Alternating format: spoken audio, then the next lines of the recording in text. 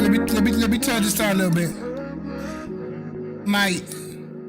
Hey, listen, normally, you know, I don't practice too hard. Today I tried, guys. I was on stuff. The verdict is, it don't matter, cuz. Today is going to be that struggle. So I hope you know this. I hope you know not too many people turned up, quite a few missing. Today's gonna be that real life struggle. Like all my life I had a fight. Okay? I tell you this, but I can't wait to get out of this Audi. I can't wait for it, mate. I can't wait. It's sadder than sad right now. But the countdown goes on. What can we do, lads? What can we do?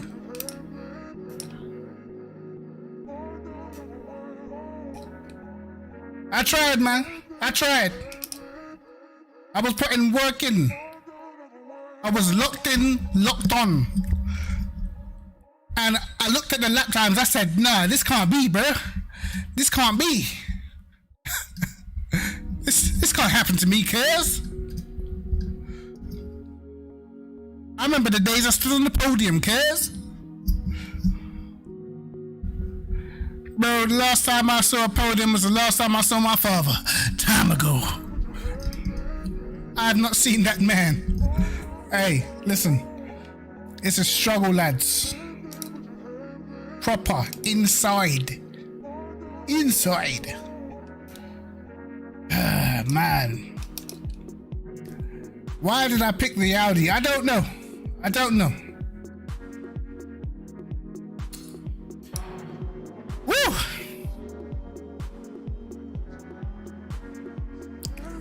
Struggle, struggle, struggle. That's all we got. That's all we got. I didn't even bother doing any practice laps in this practice session, bro, because I already know that it's just straight up bin juice today, okay? It's straight up bin juice, lads. Like, I don't care. I know ain't nothing good coming of this race, bro. Sadder than sad. Yo, Toby, what's going on, bro? Gizmo, Goldsaw, Leon, Gas 16.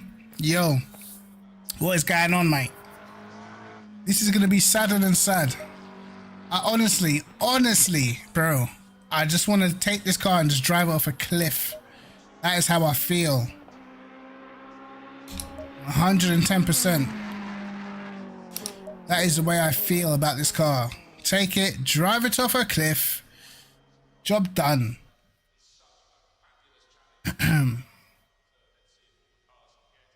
But we shall see, I guess. I'm not confident though, at all, mate. Not confident at all.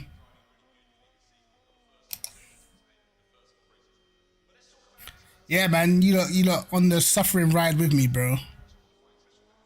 Man, I used to be good in the Audi, man. Bro, hey, listen, Goldsaw, the wickedest thing is I tried safe setup, bro.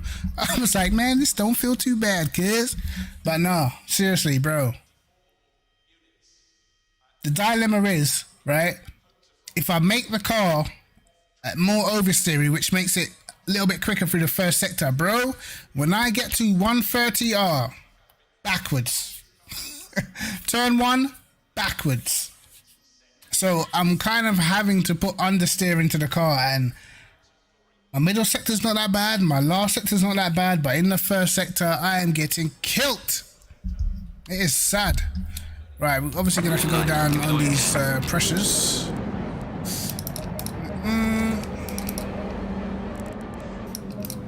We'll just do that. We'll just do that. I'm not expecting nothing, bro. If I don't qualify last, I'll be surprised.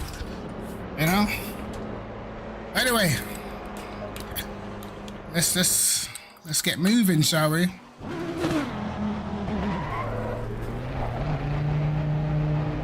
The one thing I do know, the Astons, Jesus, looking mad. The Astons are so fast, bro. It's insane.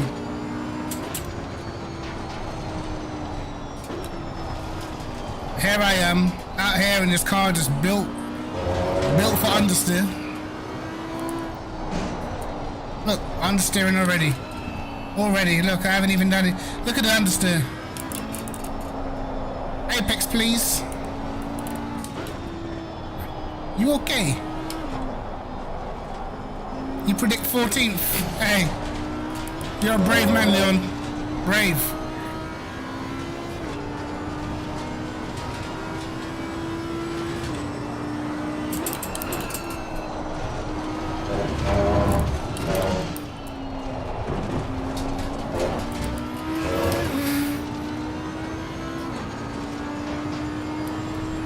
Bro, listen. What I saw in practice, bro, from Van Omen, bro, they'll be just fine. Them Astons will be okay. They've got so much pace, mate. So much pace.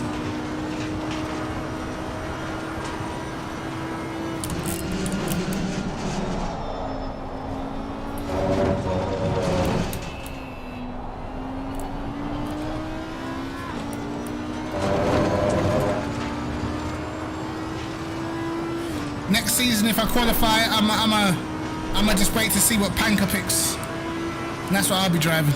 Slow car ahead.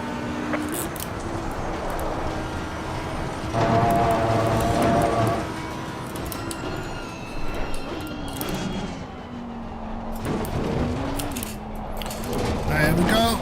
First lap. Must get a banker.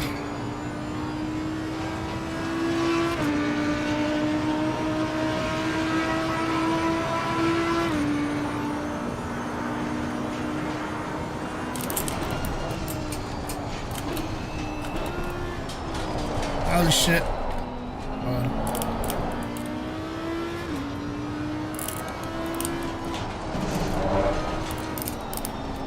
Oh, I've got like no front end. The amount of understeers in this car is insane, bro.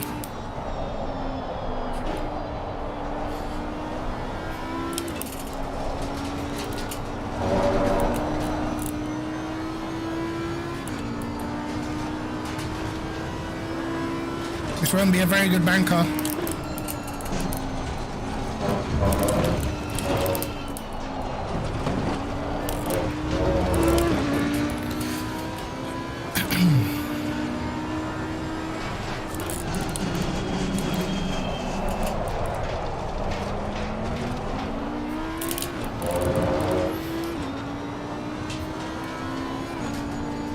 The 130R will be okay because I think this is the setup of the understeer, you see.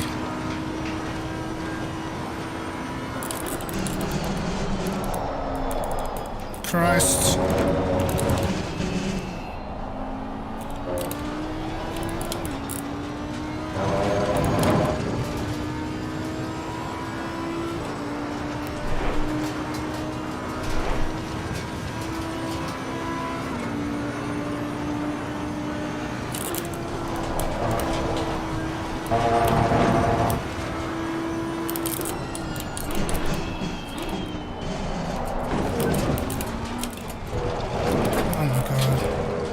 Wonderful.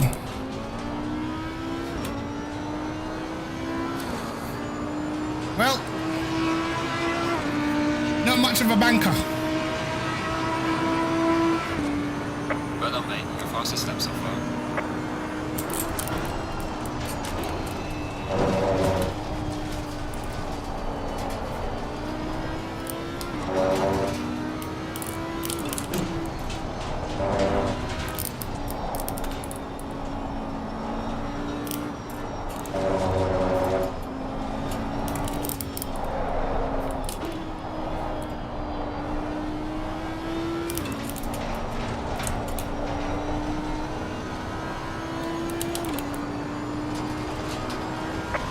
Flag ahead, be careful.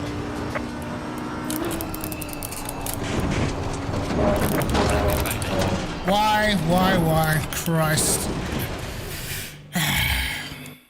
Christ. Bro, it's just too. It's just too much understeer. It's too much under. I can't turn the car. It's just horrible. Hold on. I'm just gonna have to do it, lads. I'm gonna have to risk it. I'm going to have to risk it, mate. just to get that lap in, because if not, I'm just gonna understeer everywhere, bro.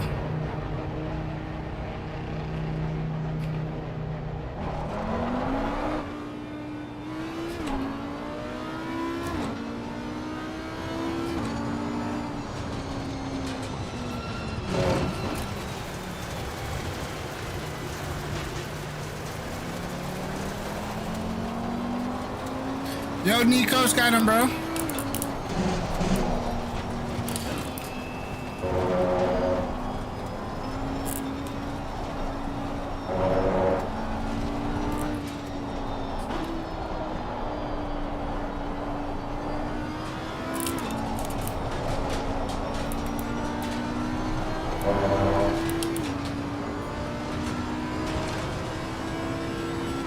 Yellow flag in sector 1.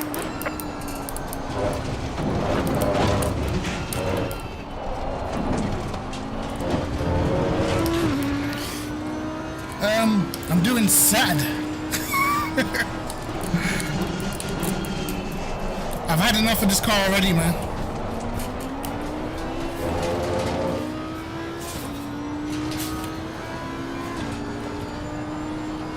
I just don't like it anymore. I just don't like the car anymore.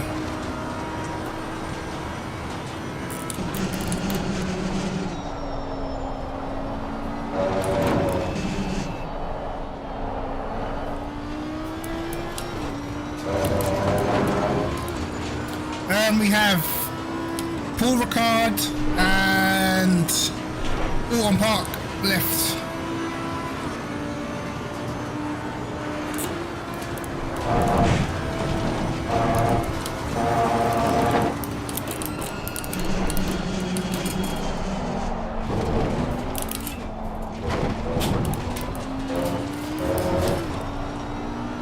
Yeah, can you imagine Alton Park? Jesus Christ. I don't mind Paul Ricard, but Alton Park in this thing, wow. Yellow flag in sector 2.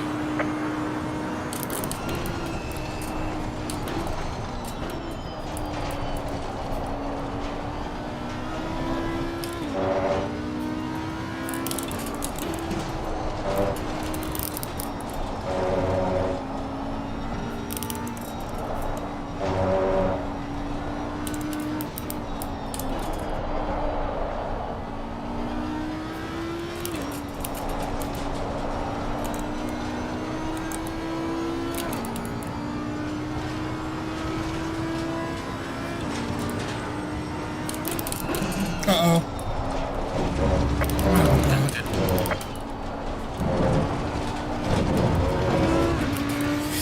Well.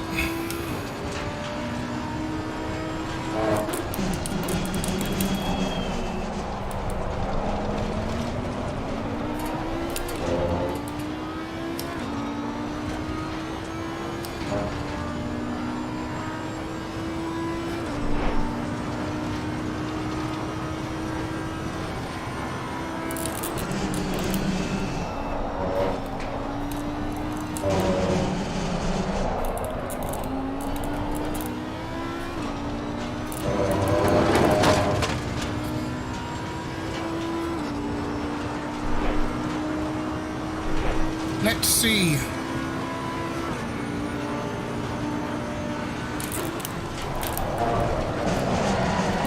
see?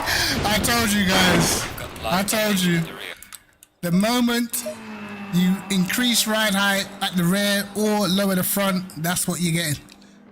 It is a proper dilemma, mate. Proper. I genuinely don't know what to do with the car.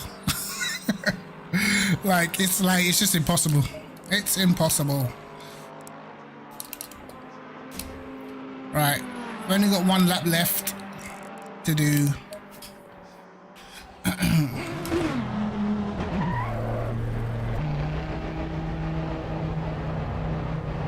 It doesn't. I just don't even get what you can even do with this car anymore. You can barely run it under 5 wing. You can't put rake on it. It's just like, what is it even good at anymore?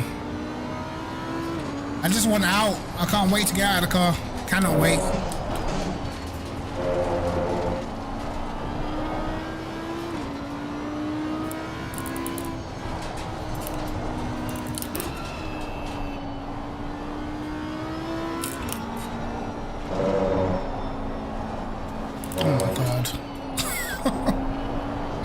I don't get how it feels so bad though.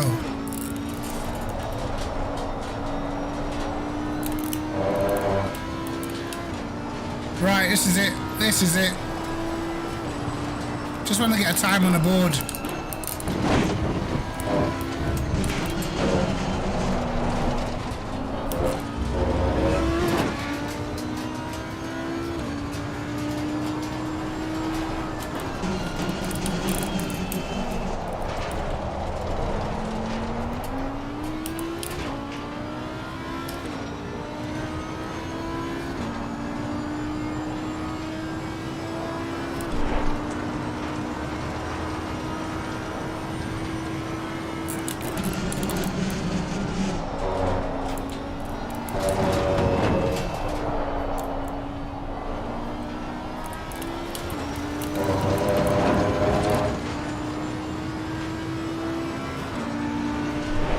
Get this car in the bin, mate.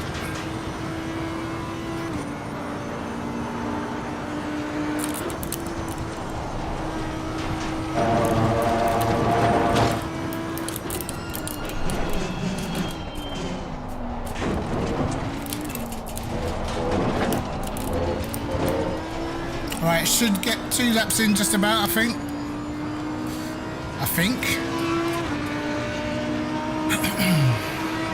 Yellow flag accepted.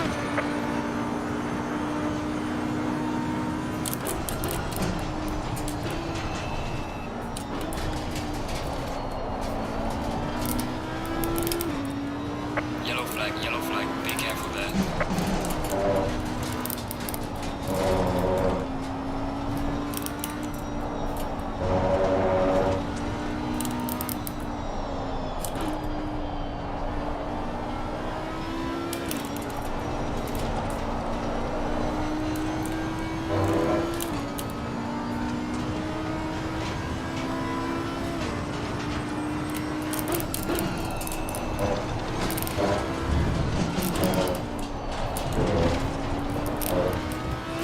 Right, mission Degner's complete.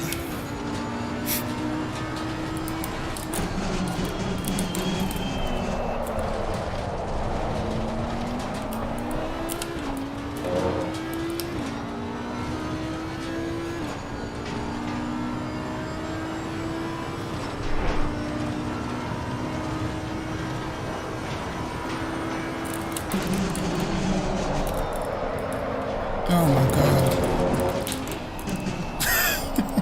There it is.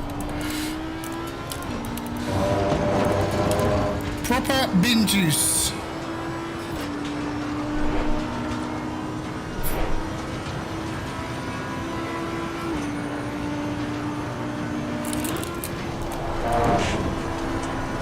Yellow flag accepted.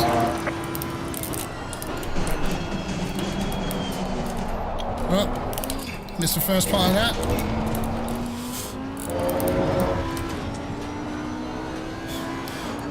So it's a lap, I guess. Definitely nothing special. We've got one place. Wonderful. Fastest lap so far.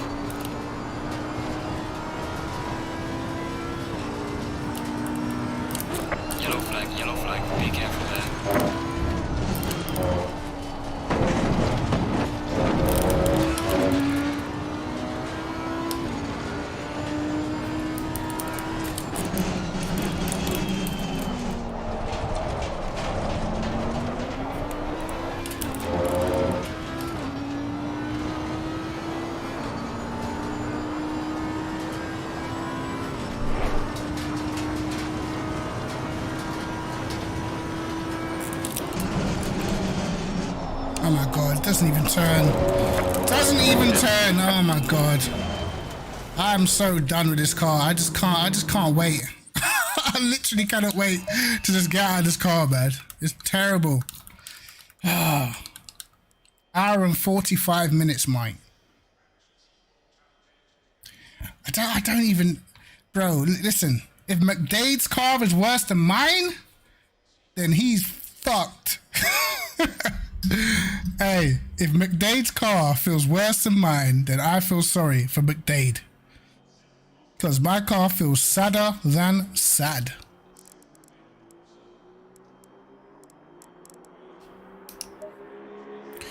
No bull. No bullshit. This is sad, man.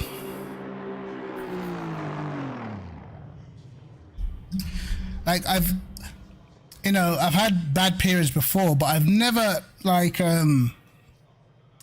throughout a season, I've never struggled so much to make a car feel nice. Even if I make it, like, not quick, I can normally make it feel nice, bro. I cannot make this car feel nice, bro. Like, I just can't. Wherever I try, it just doesn't feel nice. Boom. Okay. So, track's a lot cooler. I think we're just gonna have to go safe, man. He needs some milk.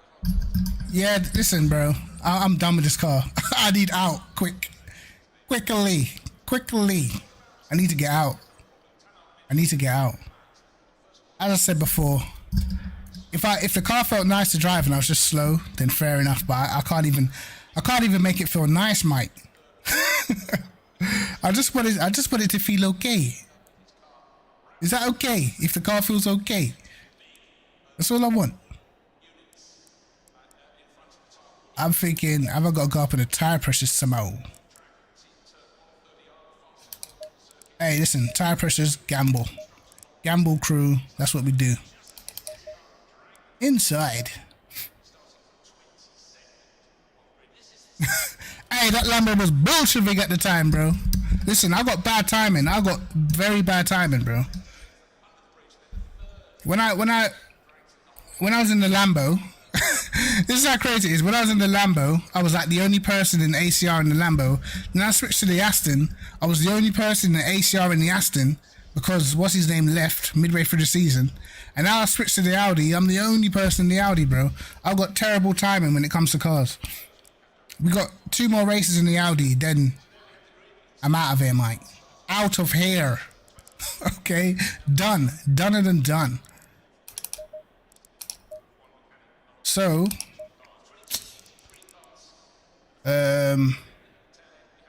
shit. I did work out my fuel before. Now I'm going back to the Bentley because I know it. No more gambling. How much fuel do I need? Need 184. So I would have been selling. 184. 30 seconds. I'm gonna take that 100 liters. Hey, listen, fuck it. 20 seconds. Nah, I gotta go back to the Bentley, bro.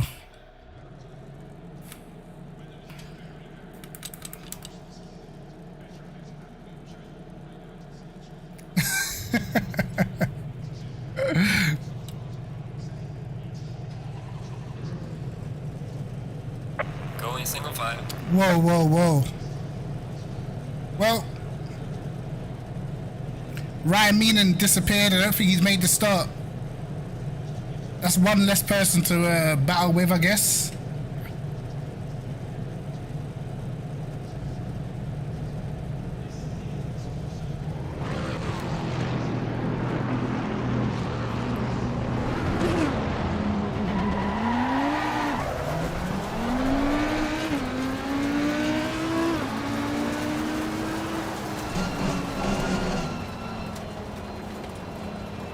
Hey, the Lambo ain't with it, man. The Lambo ain't with it, as far as I'm concerned. Right now, currently how the game is for me, it's a front engine thing, man. Unless you're in a Ferrari.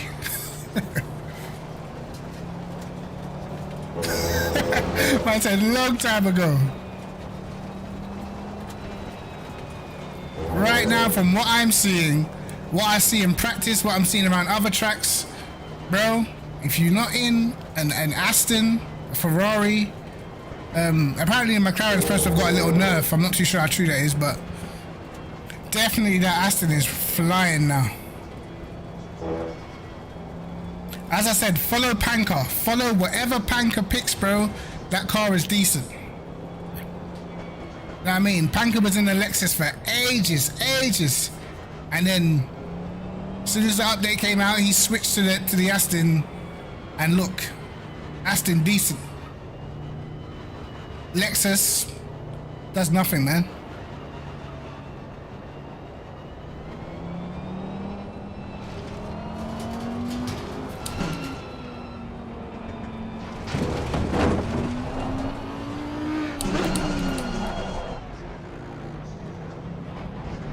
Yeah, he's P19, but in the practice race just before this, Van Omen was pulling away from Jardir and Dowking like it was nothing. I was like, wait, what? Like, hold on, kid. Like, what's going on?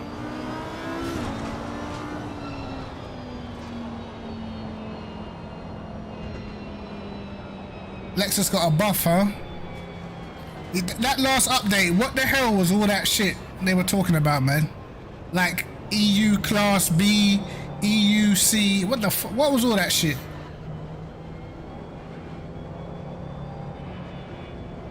If you go into, like, even if you go on Steam, that 1.76 update, they were talking about they put the car in some classes or some bullshit like that, man.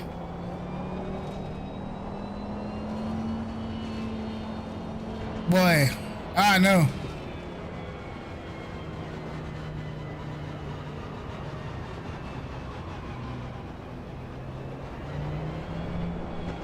Stay double file. Was it just for the British GT tracks? I don't think so. Because it started talking about,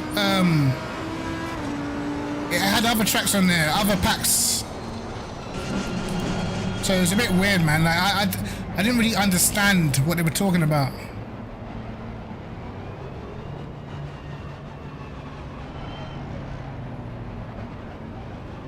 Right.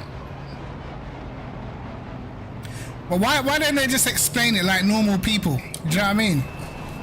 This car buffed hair. You know what I'm saying? This car buffed hair. Like, fucking hell. These man coming out with science just to explain a buff.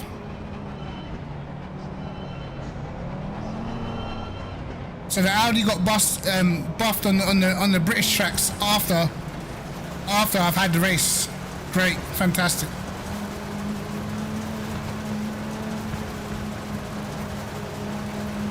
Green light. Go, go, go.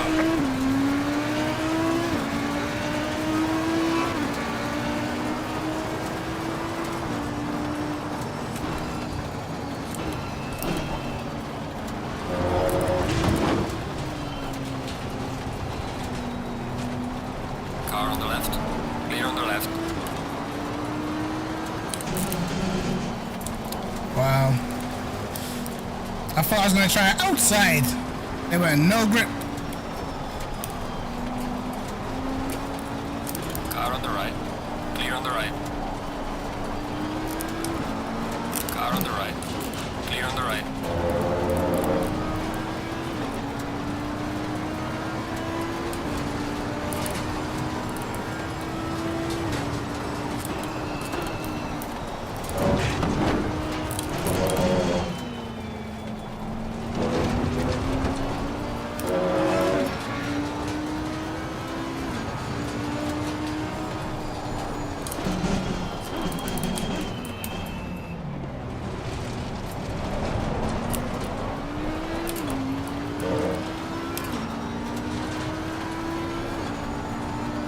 And these tire pressures better go up and not fucking my life, man. Don't do it to me, man. I need that heat.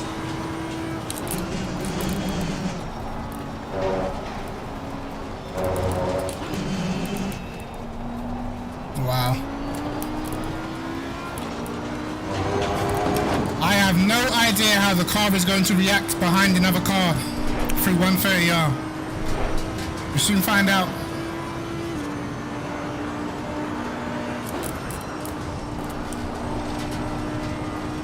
It was okay.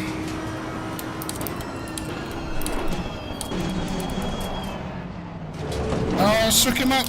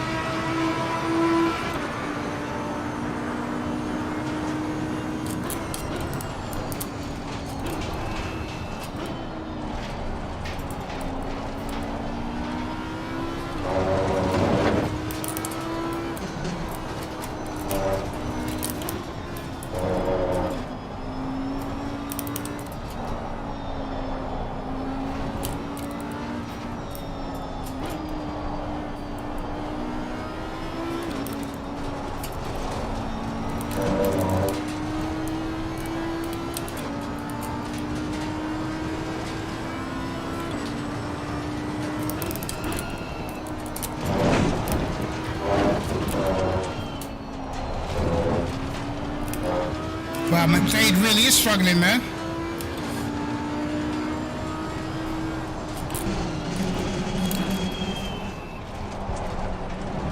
Unless he made a mistake.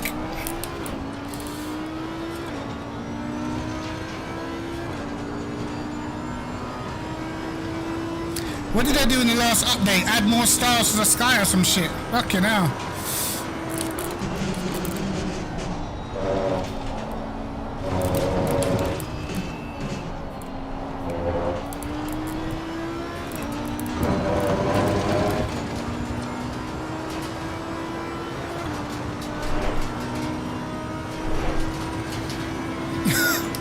This wheel's had it, mate.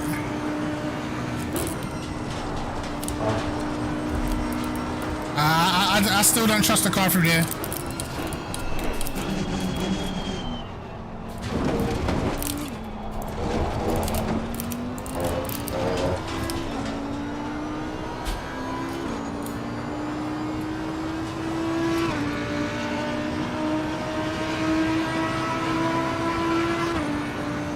Well done, mate. This has been your personal best.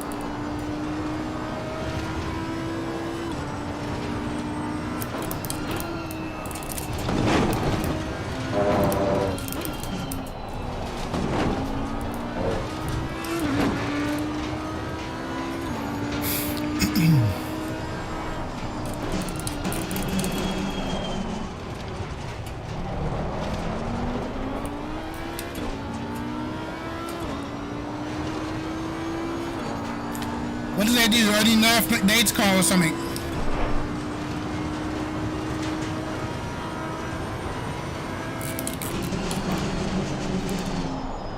I broke a little late.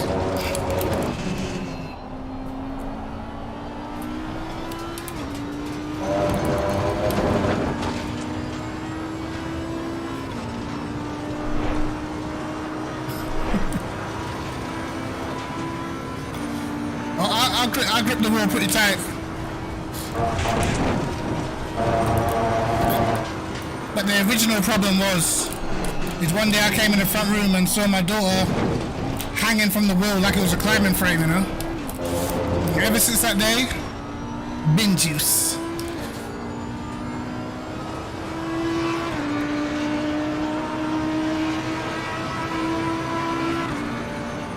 Well done, mate. Personal best.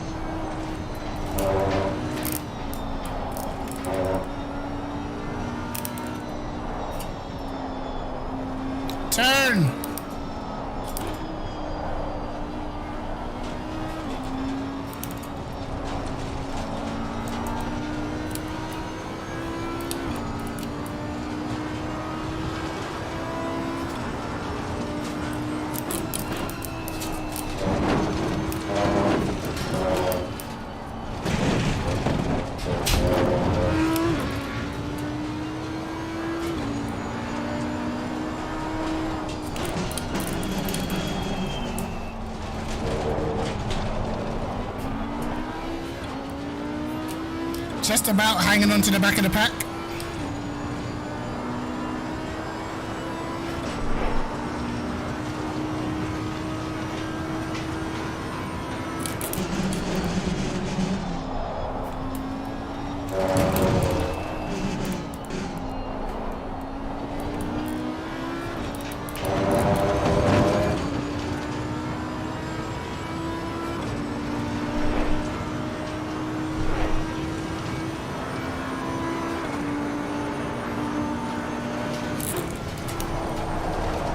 Whoa! Oh, he's coming! He's coming! I can feel the rear tires already.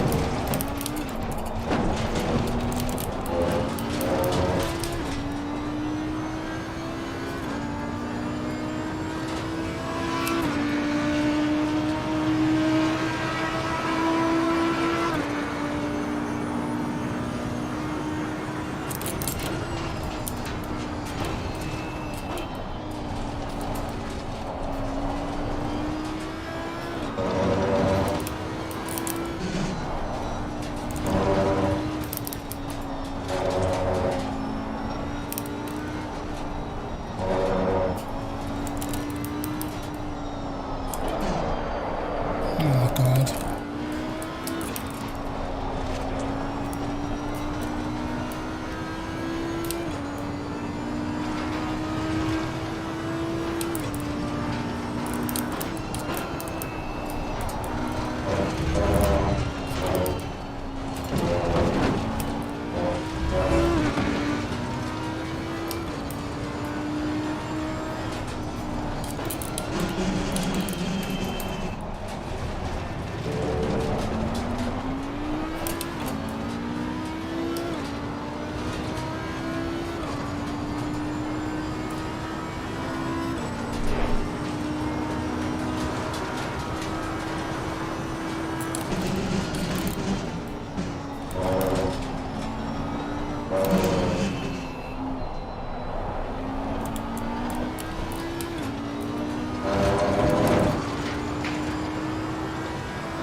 McDade is suffering. I mean, I'm suffering, but McDade is suffering.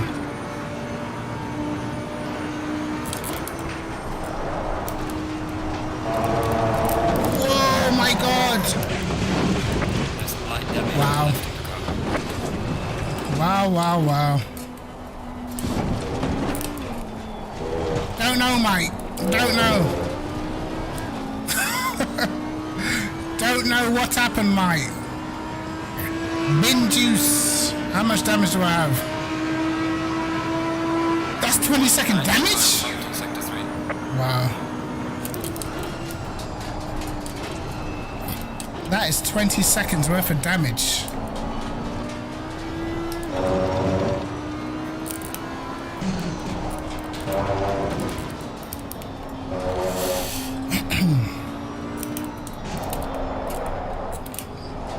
There we go.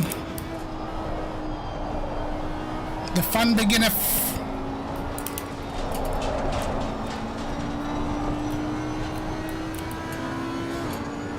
Was that really worth 20 seconds? Oh shit. Yes.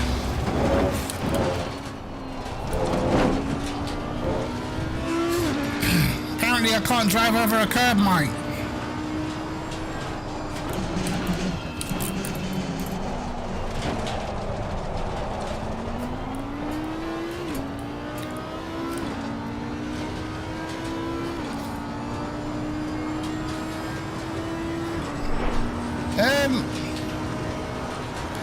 I mean, didn't really feel great before, so doesn't really feel much different, to be honest. But there is a little bit of sliding.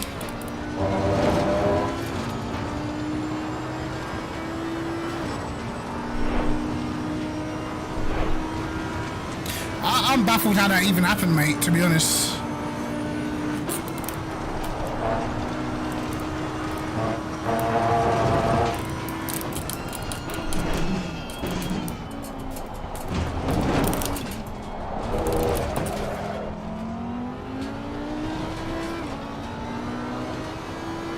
don't even know what happened.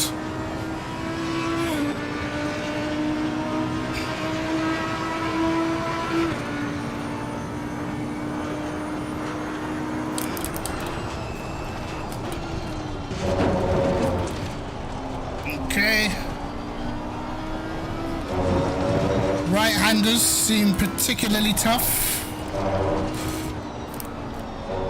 Yes, we have understeer in right-handers.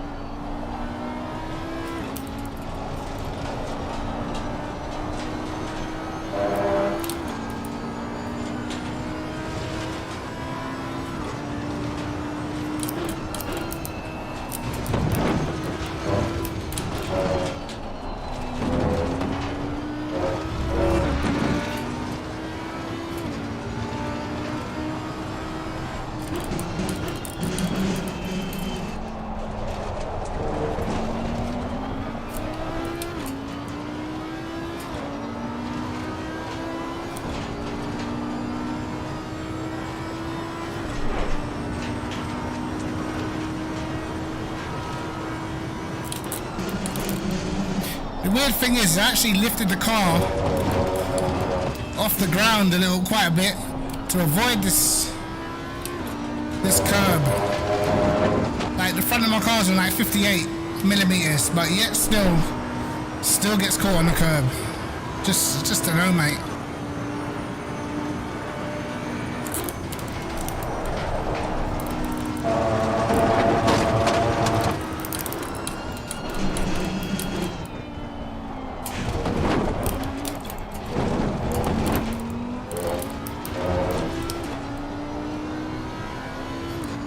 So let's see if we're going to lose around 8 tenths per lap.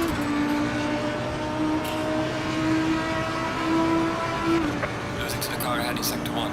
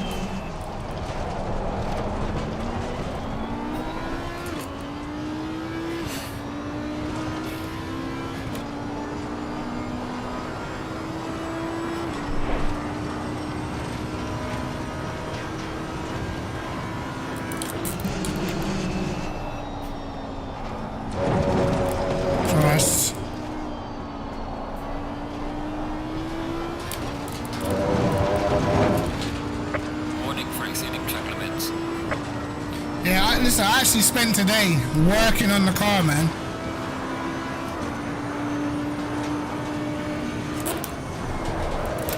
Oh my god. Well, some severe damage at the rear. Well, there goes the car, mate. There it goes.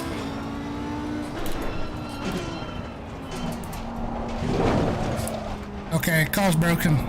Wheels broken. God. Crap.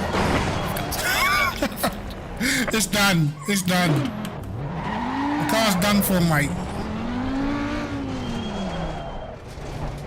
Done for. I don't even know.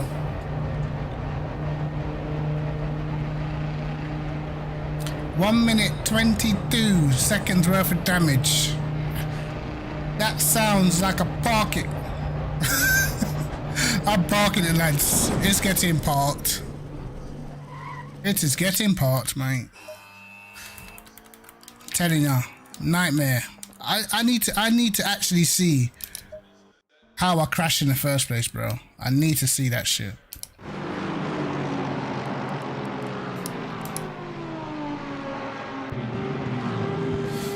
That.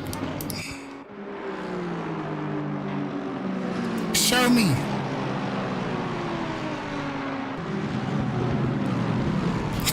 Like, I don't know, bro. I don't know.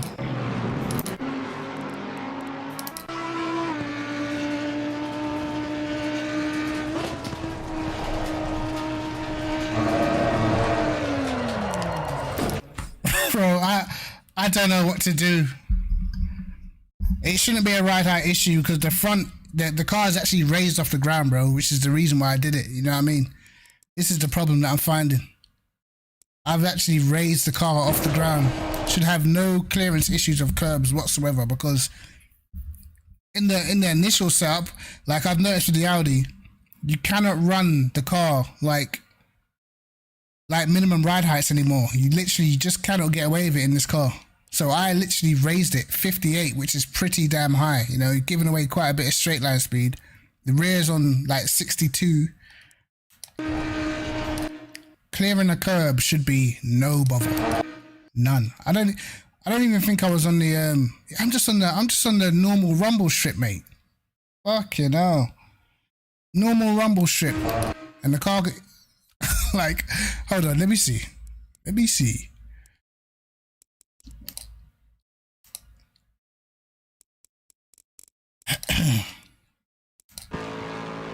How much curb does he take?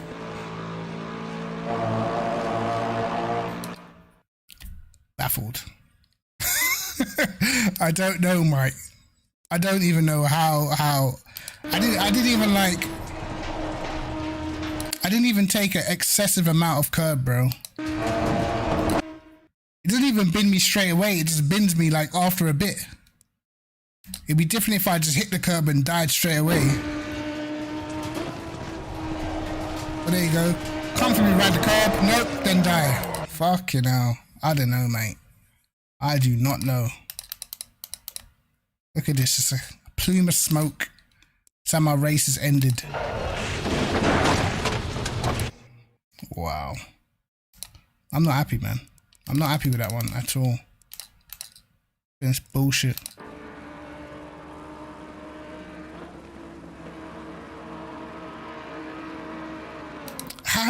I don't get how that goes, bro. Like, I don't get how that goes. And I'm a wait. Well, it's McLaren. McLaren's always has McLaren will have a lower ride height than the fucking Audi. I know that much.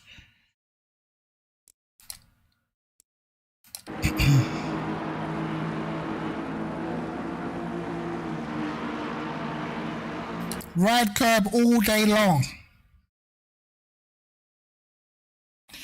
I don't know, mate. I put it up in the first place because I was binning it when I had the original ride height. I was binning it then. And I thought, fucking hell, this is going to be a nightmare. And like the Degnas originally, like the Degna, you hit the first one and it just sent you off, you know? So I raised the car and it was fine. And then, yeah. Obviously didn't raise it enough, mate. Absolute bollocks.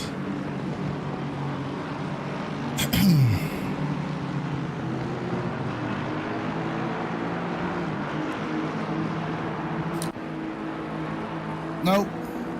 Not fun at all. And do you know what it is? Like, I'm seeing like guys in the Ferrari, like, see like the Ferrari Evo, yeah? If you look at the Ferrari Evo's basic setup, right? And this is when all the aero changes and shit came.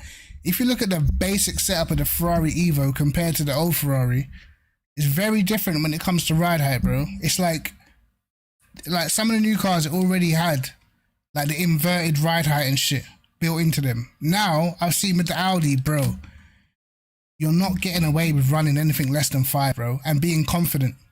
You know what I mean? Like, it's a struggle to run anything less than 5 and be confident throughout the whole race, man. It's annoying me because, like, now I can't... Like, what I used to do is I'd stack the car full of wing, and then if I wanted to get more rotation, obviously I'd gradually raise, like, the rear ride or whatever. Like, you literally cannot do that in the Audi anymore. Like, I was trying it before. I could not even get through turn 1 without facing backwards. And you saw what happened at 130R in quali when I tried it. Do you know what I mean? So it's like the setup window is just considerably smaller now. You know? And that's my issue. I don't even know how to set the car up anymore.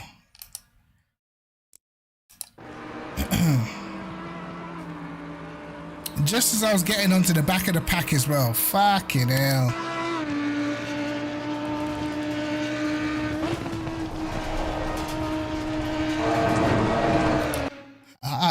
I just don't know.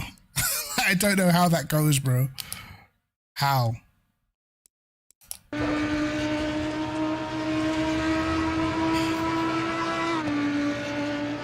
And to be honest, I think this crash was coming. This crash was coming, bro. Was it this lap? No, but I was starting to slide through that corner. Ever so slightly. I was already starting to slide.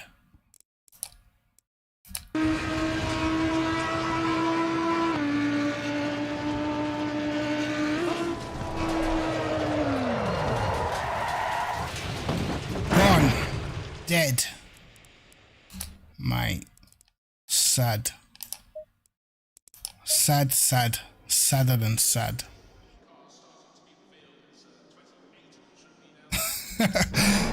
I can't speak for anybody else, but right about now, I'm only driving something that's got a front engine in this game. Because for me, as I said, since that update where they had all the aero changes and that, like, to me, the front engine cars are safe a bit. I feel like the rear engine cars, they're just way harder to set up, man, now. Yeah, I mean, like, they just have a small operating window or something. Like, where's Noble?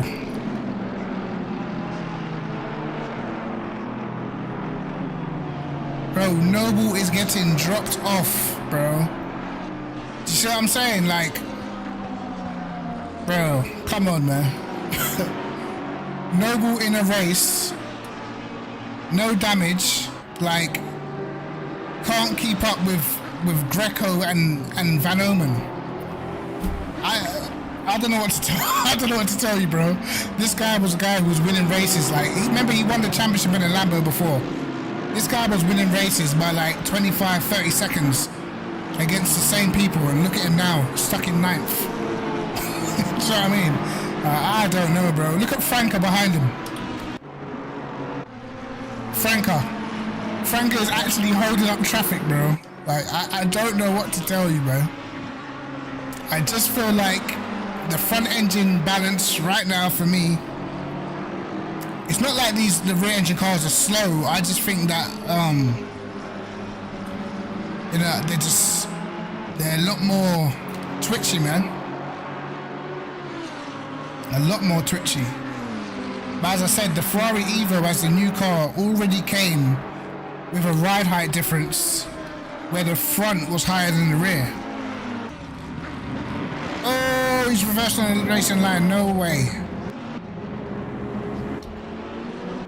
Tell me he died on the same curb, so it's not just me. That was Tauscher. He was in second. Let's see. What happened to Tauscher? If he hit that same curb, then I guess it's just a track, huh?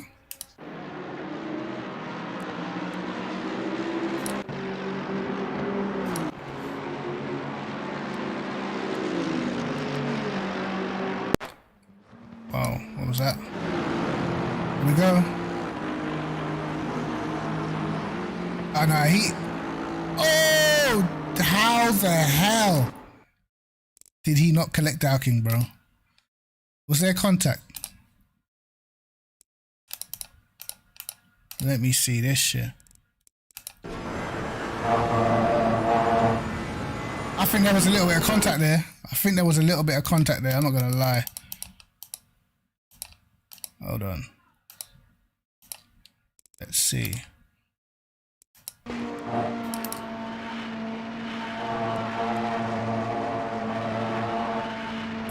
he dodged it. What the fuck? Wow. If that was me, I would have been all clapped up in the wall, arm bent backwards and all that. I would have been fucked. Man. Dark ain't looking strong though.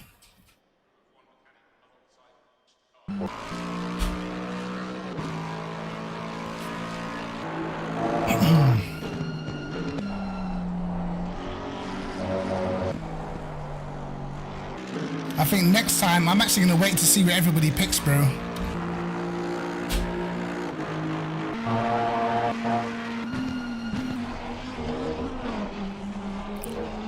Noble's last lap, a 2-minute 2. Oh, he went off, didn't he? He went off.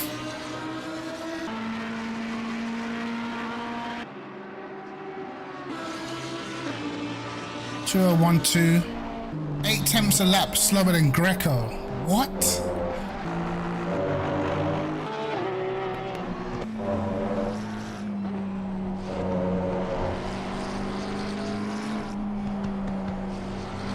Murphy holding up another group of drivers, and I'm telling you guys right now, if Van Orman gets free, he is going to be gone.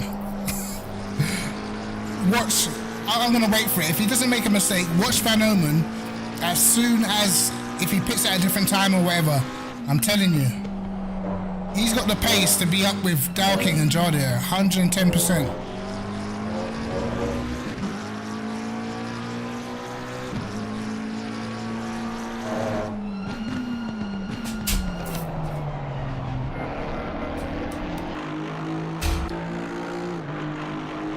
Corley started to fly.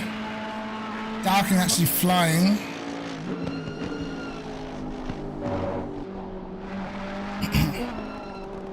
Oh, you missed the epic bin, Gas 16. You missed it, mate.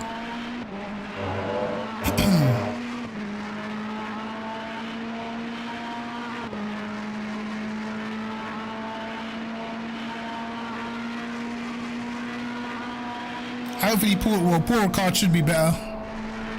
Hopefully. But Alton Park, well, if I'm dying off of these curbs, then I don't know what's going to be happening at Alton Park.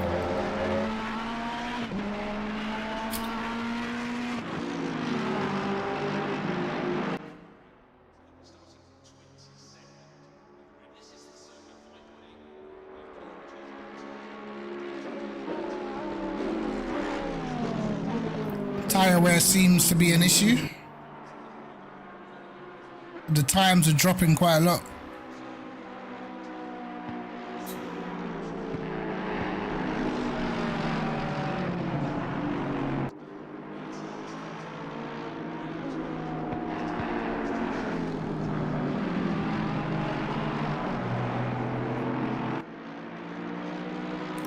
Me personally, I think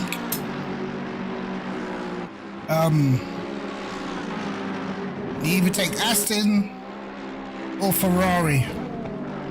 I don't think the Ferrari's fast in everybody's hands though, but you want the Aston or the Ferrari.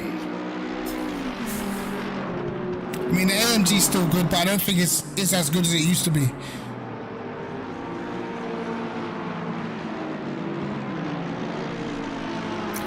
The BMW seems pretty quick around some tracks now as well, actually. I think the BMW's got a good BOP around the British GT pack.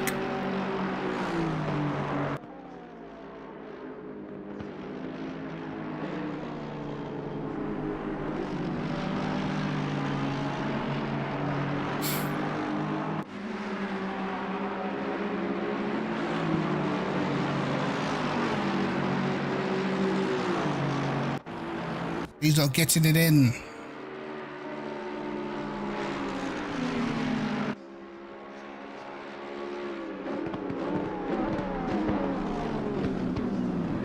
So no, by default now, I think the Ferrari's ride height is 61 on the front, 60 on the rear, which before you would never run your ride height that high, but because it's a new car and it pretty much came out with all these aero changes, that's why I feel like now in the rear engine cars, you probably want to be looking at a similar sort of ride height, man.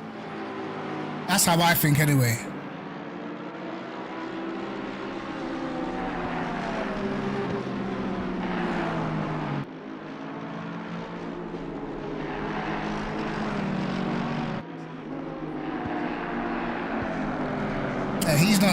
He's not struggling with curbs at all.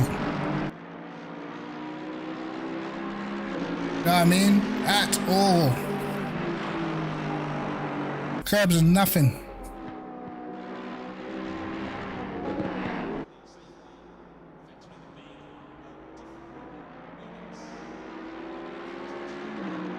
Murphy's still holding back the rest of the pack. I would like to see what Van Omen can do once he gets clear, man.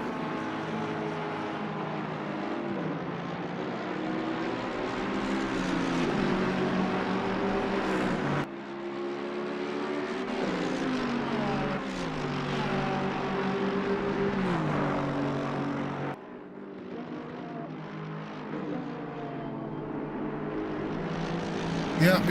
Like, I don't know, man. I don't know. I just feel like, well, Darking actually said the same thing to me today.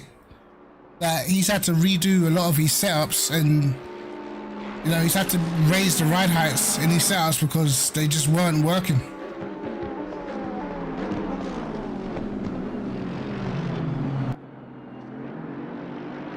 Yeah, I'm sure that's that ride height is how it comes on default as well, you know.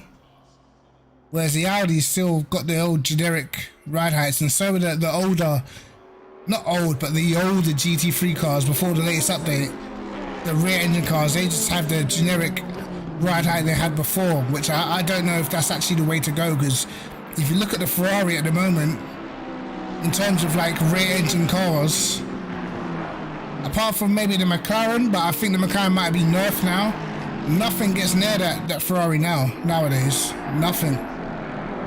In terms of cars that are built in a similar fashion, you know. Ferrari's like a league of its own. And he definitely looks quicker here, Darking.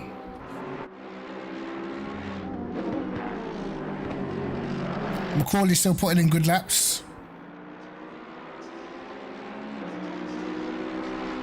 Darking quicker, but he hasn't really got a chance to attack Jardier yet. I think the AMG's just got enough grunt out of the corners.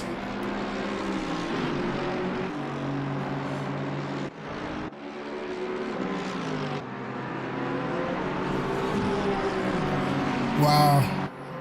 Look at these two fallen giants, mate.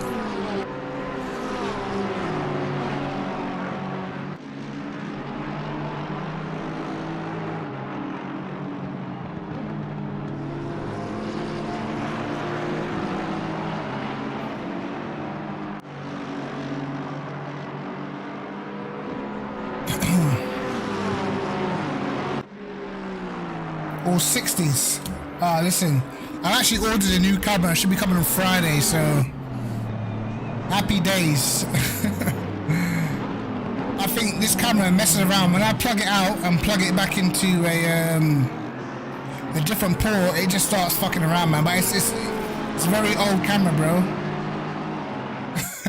Don't have the afro for the era. Soon, I will. Soon, bro. Hey, listen, I've been cutting my hair myself this whole lockdown, bro. I've been shaping out myself.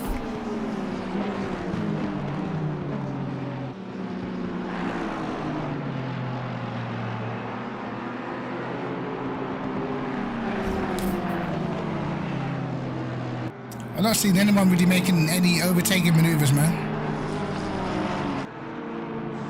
Even Malinowski's got no pace around here. Really?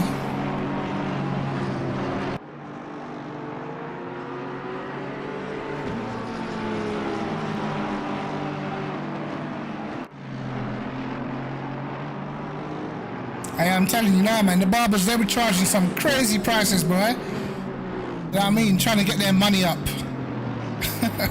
Trying to get their money up because of the lockdown and that. Like, nah, kid. Dude said £30-something for a haircut. For a haircut? 30? I said, nah.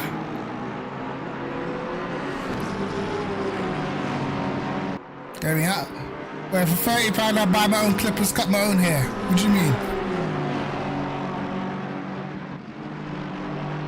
Paying this man £30 every 2 weeks? Nah. Hey, that's rent. Yeah, man, I bought my own clippers, bro. I said, nah, cuz.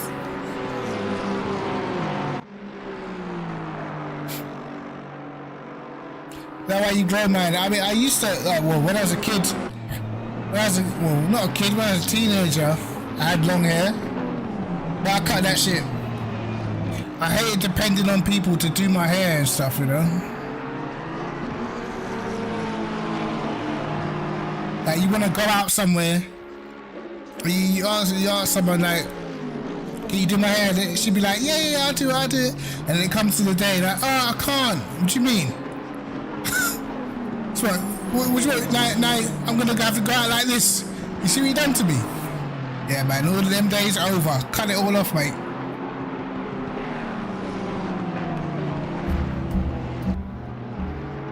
Sad.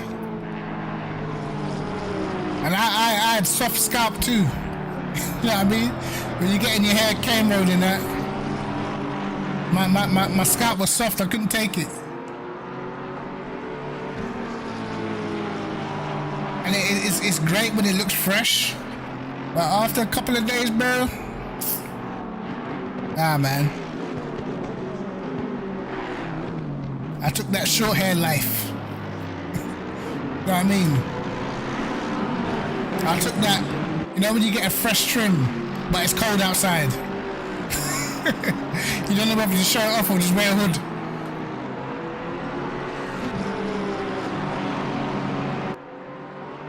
Bro, there ain't nothing happening in this race, is there?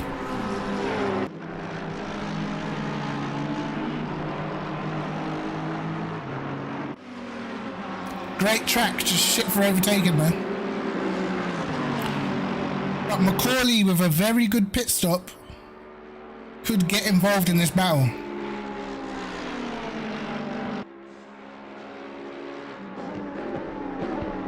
Let's see if Macaulay can actually catch up, because, man, the Aston's quick.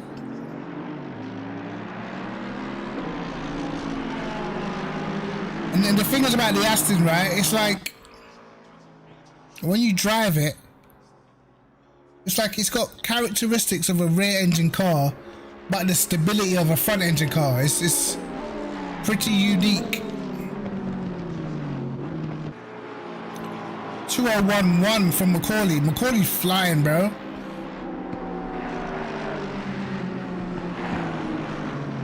Suzuka's a great track to watch, but there's just, you know, people that make a mistake. There ain't really that many places you can overtake.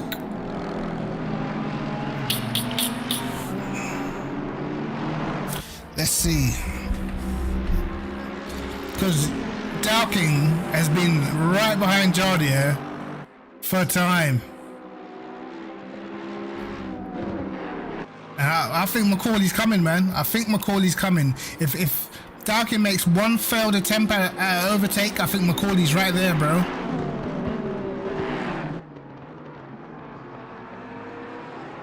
But it wouldn't surprise me at the moment if Dow and Jardier were working together.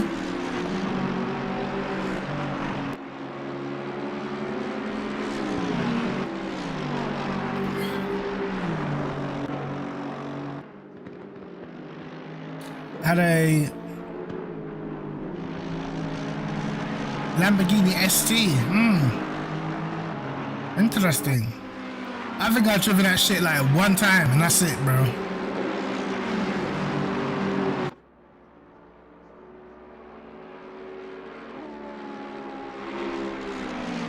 Is it me or is there more stars in the sky? I don't know. Like, I feel like there's just pure stars in the sky right now. Like, what's all this? Bro, I swear. Maybe I just don't remember Suzuka that much, but I don't remember all this astronomy last time we were here.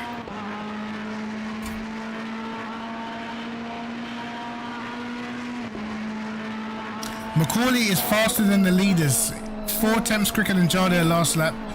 3 tenths or 2.5 tenths quicker than Dowking.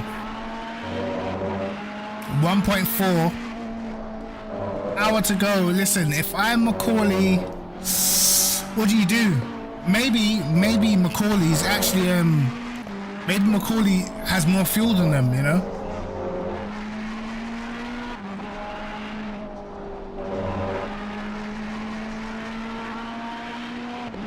From safe preset.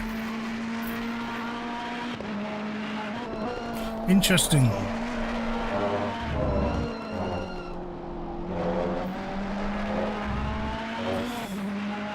Whoa. Oh, that was someone going over the top.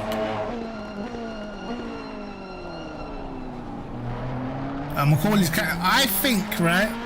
I think Macaulay might have like added more fuel at the start of the race, which is probably why he dropped off. But now he seems to be quicker. So if that's the case, when these lot go into the pit stop to fill up, Macaulay might have a few more laps with no fuel in the car. Let's see how that's gonna play out. Because look, Macaulay's catching, bro.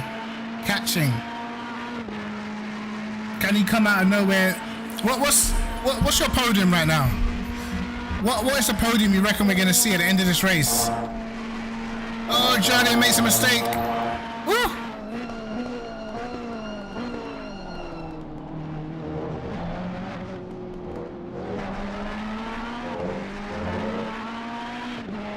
"2015? That shit still work?"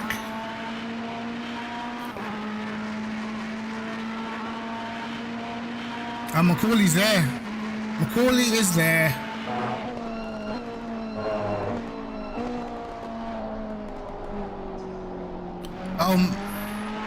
Even Murphy and them are now lapping quicker than the leaders, man. Hey, the longer these lot stay out, it's gonna get tight. It is going to get tight. Granted that Murphy is 7 seconds behind, but I feel like, man, let's see what Murphy does. If any of them guys are fueled heavier, then, you know, if they can stick a good few laps together, then I reckon they can jump him, you know?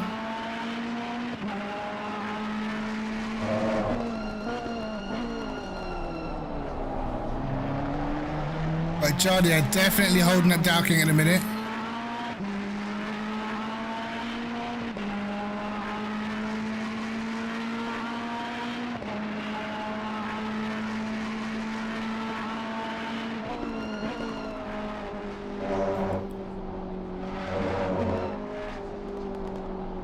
I love a good strategic battle.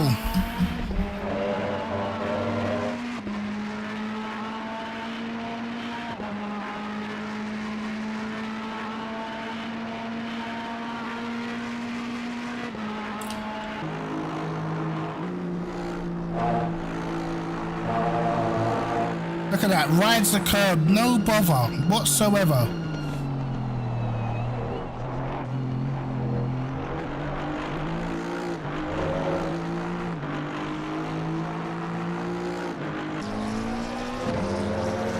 Murphy's found a little bit more pace.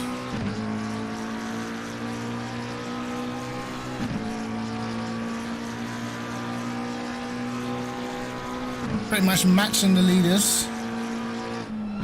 Starting to pull away from Malinowski now.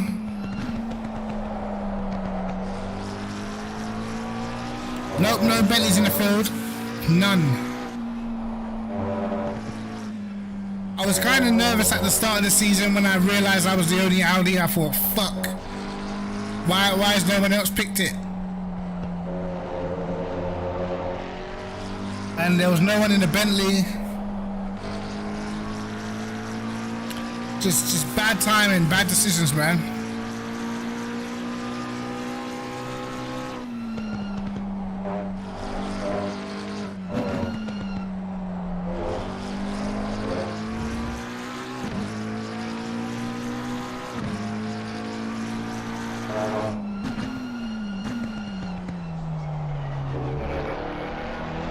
Yeah, Macaulay definitely picking up his pace now. Did Malinowski pit?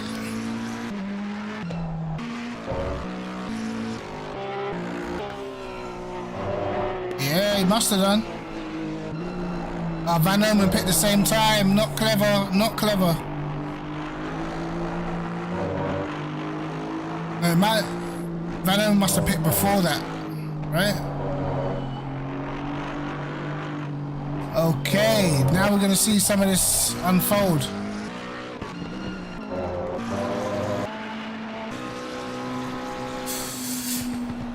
Okay, so Murphy needs to absolutely get on with it. Otherwise he's gonna get jumped. I think he's gonna try and cover them. If he doesn't, he's definitely gonna lose out. Nope, he doesn't cover him. I think they'll jump him. I think they will jump him. Who's that got in the pits? Is that Macaulay? Macaulay pits first. Wow. Let's see what the undercut's looking like in terms of pace. Let's see what sort of lap time Van Omen does.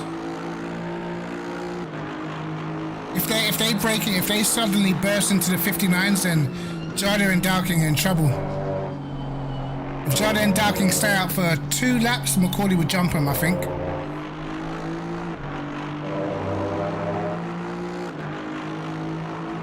But Van Omen was actually my underdog, you know, for this race, so. But Malinowski looking like he's got some pace now as well.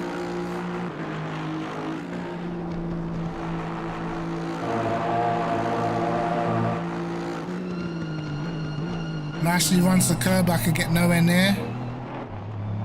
Absolutely throws it over the, wow. Look at the compliance, mate. Insane. What lap time's he about to do here? 59.9. That's with full fuel. So he's still quicker with full fuel than they are with low fuel. So yeah, I think Murphy, I think Jardine and them have to pit, man.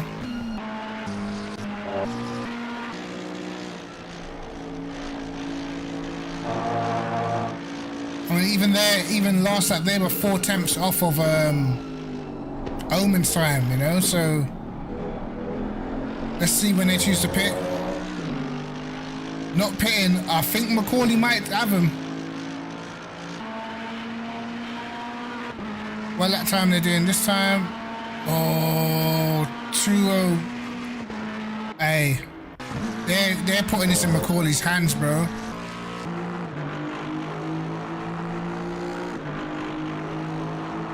I mean, Macaulay's still yet to do a lap.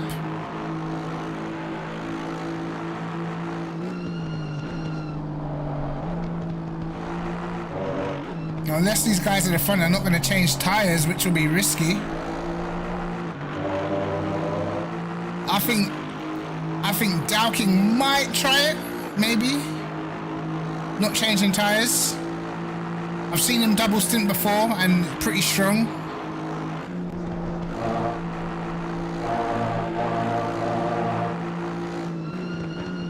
But these fresh boots are looking pretty OP right now.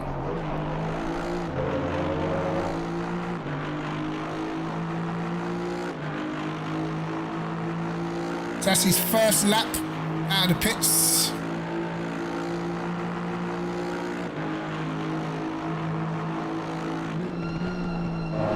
So we'll come back to Macaulay, see what he does. This is interesting. He's got a lot of clear air. Charlie is starting to gap Dowking now. Dowking needs to pick up the pace, man. Definitely needs to pick up the pace. Because I think Macaulay will be in their 59s. So he's going to be losing like a second a lap. If I was Dowking, I'm pitting right now.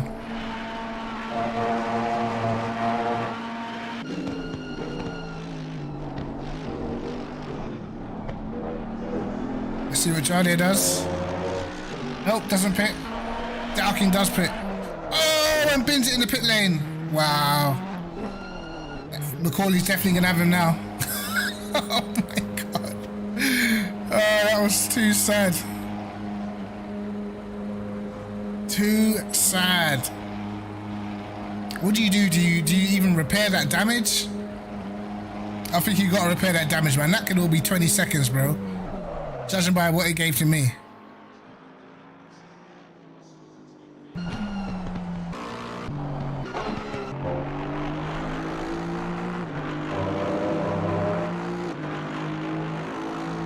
Oh, he's definitely gonna be fuming, bro. Definitely.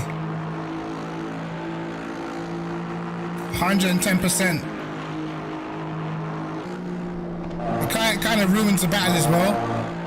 But let's see what times Macaulay's, because Macaulay has a chance to overhaul Jardier, man.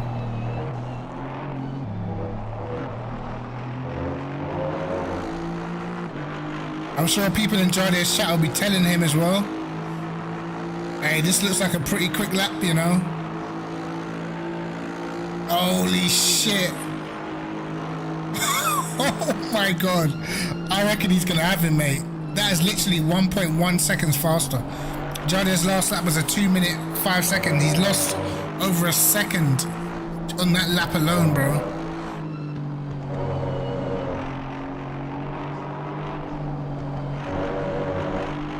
And judging by the speed at the end of the stint, the first stint, where Macaulay did look quicker, you know, I think if Macaulay gets in the lead, he may be able to hold it. So let's go back to Jardier. He needs to get in the pits now. Yeah, he does. He was a bit conservative though. This is gonna be so tight. Yo, BB Lightfoot, how you doing, bro? This is going to be super tight. What do we reckon? Has Macaulay done enough? Has Macaulay done enough? He's going even quicker on this lap, bro. Even faster on this lap. And he was about 2 seconds. What did you miss? Oh, you missed a terrible race, bro. A terrible race. Put it this way, I'm enjoying watching it more than I was participating, mate.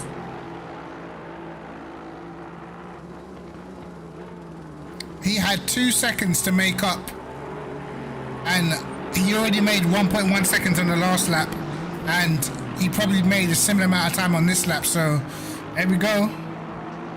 There we go. I reckon he's gonna do it. I think he'll do it. Has he got him? No, he doesn't. There he is. Chee! Oi! I told you. Hey, I told you. Jardier left it too late, man. Of course, now I expect Jardier to be flying, but Macaulay looked like he had a little bit more pace at the end of the first stint, you know?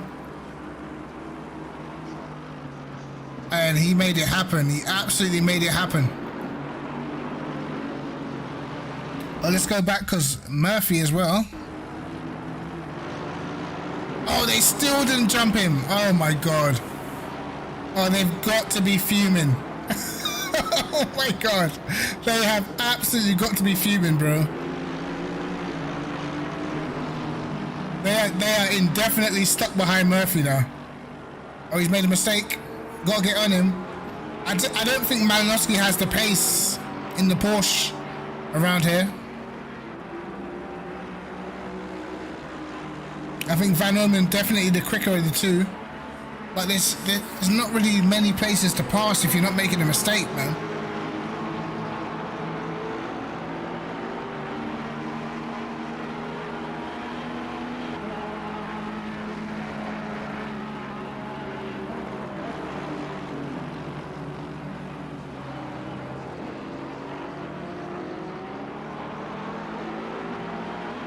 Wow. Sad and sad.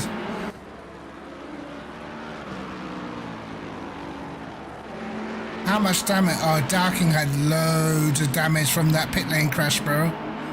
See how much time he's lost. He has lost pure. I'm telling you, that was about the same as mine. I hit the wall, and I didn't think I hit it at a crazy bad angle or anything or whatever. I just managed to straighten the car up as I hit the wall. 20 seconds worth of damage, bro. He actually hit the front and the rear of the car, so I can only imagine how long, you know, how much time he lost in his pit stop. Let's see where Noble is.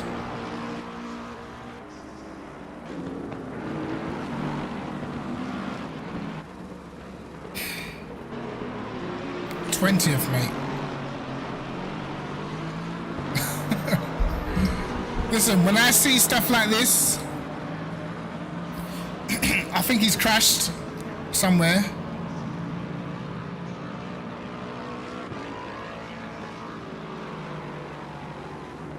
Yeah, I'm not having this BOP, mate. I'm not having it. There's something up with it. I'm telling you. There's no way guys I know will be down there struggling this bad.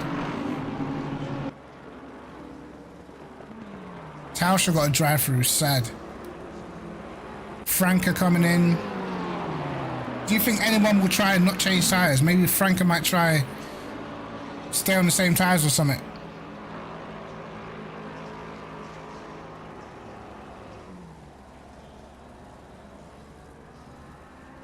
I doubt it, actually.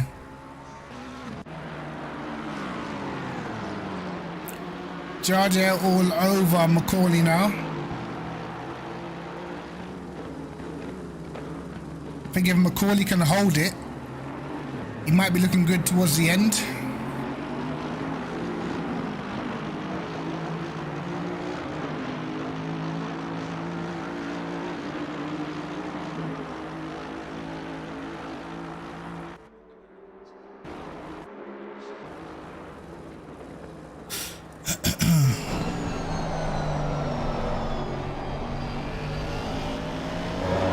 Whoops.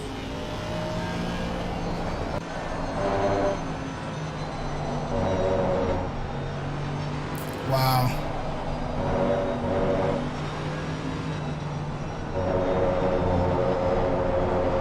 Macaulay executed that strategy perfectly, man. Perfectly.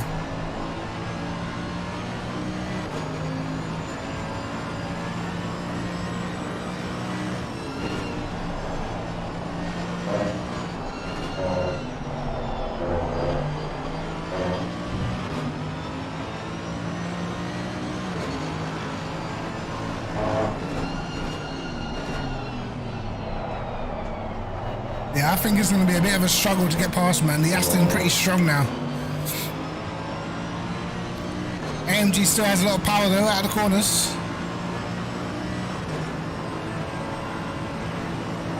Oh, he has to defend it. Whoa! Wow.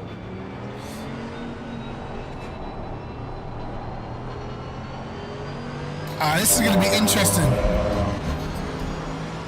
Because I reckon that would have given Macaulay some rear damage. So if it starts affecting Macaulay's times and that, then you know, who knows? Well, that could be like 3 seconds, 4 seconds of rear damage, which exactly.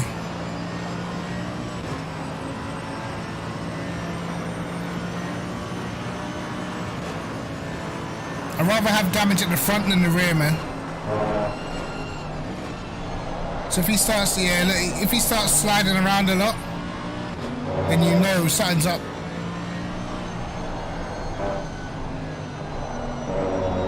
Let's see. Telltale signs will be through turn 1 and 130R.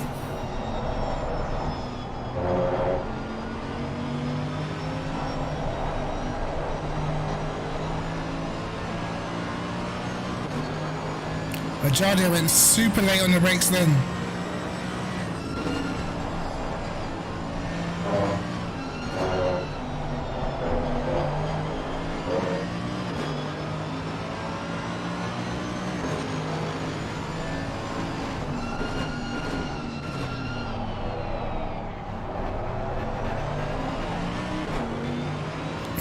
think he's got rear damage, man. I'm sure of it. Yeah, look at the run he's getting out of that corner now.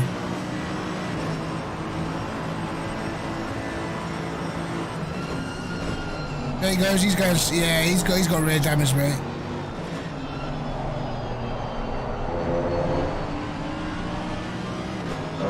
Yeah. Listen. See, to me personally, like, he hasn't taken him out, like properly taken him out, but, you know, that could be the difference between winning and losing that, man. If Macaulay just completely drops off his own pace now, then you know that he's got damage. Because you'll see it on acceleration, you'll see the back end stepping out, you see him sliding into corners and stuff as well.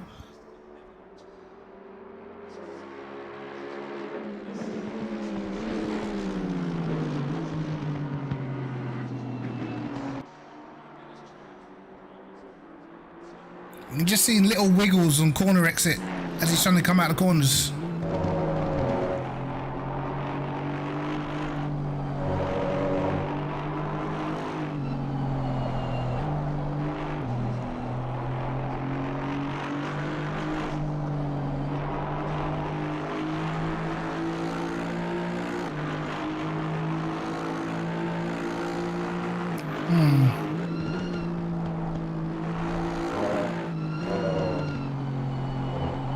Let's see if he can stick with him, man.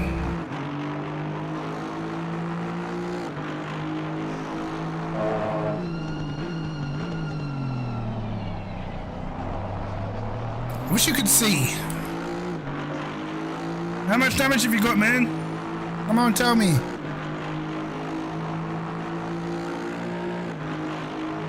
Yeah, Jada is just completely getting off now.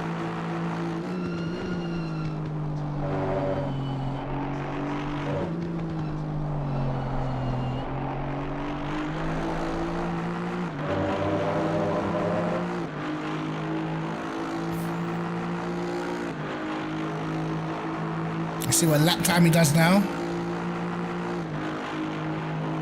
0.6 down on his best.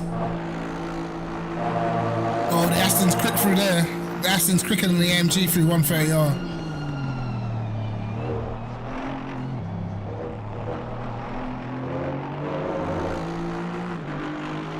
I mean, it was fresh tyres, but 0.8 of a lap. 0.8 down on his best lap. Pretty much. Oh.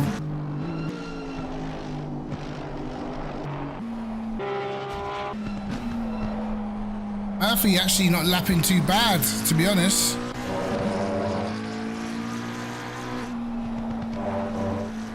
Murphy looks like he's absolutely just got off from Malinowski.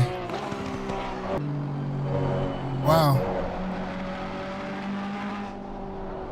I'm not sure what happened to Murphy. Maybe he had the wrong tire pressures or something.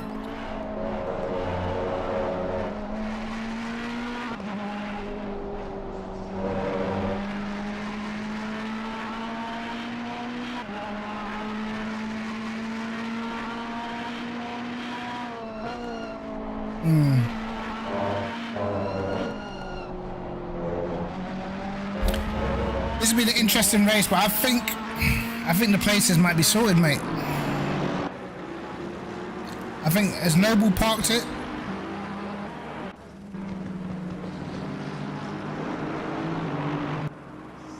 Yeah, Noble's parked it. He's out of here, mate.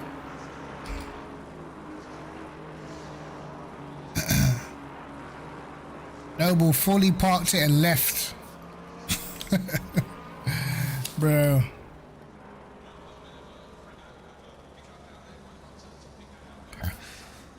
I don't know, lads. I don't know, man.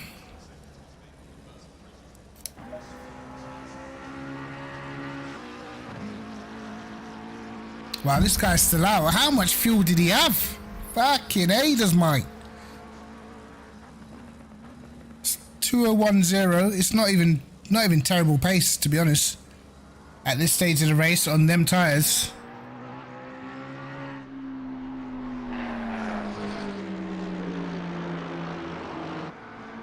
But I think he's going to want to be pitting soon, man. He's going to be so quick after his pit stop though, but I feel like he's lost loads.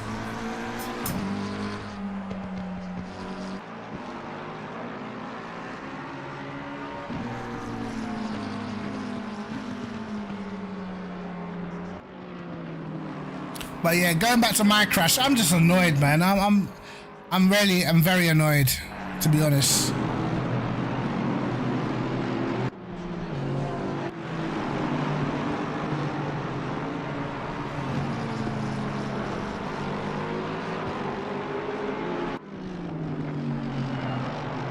I think what I'm due an equipment upgrade, mate. I'm due a whole upgrade.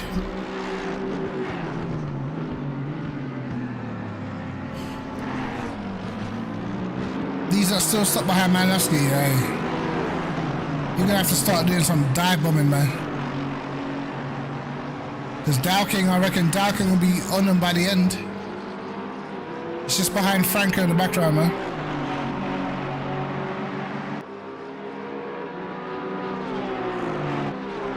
That Porsche acceleration though, saving the day.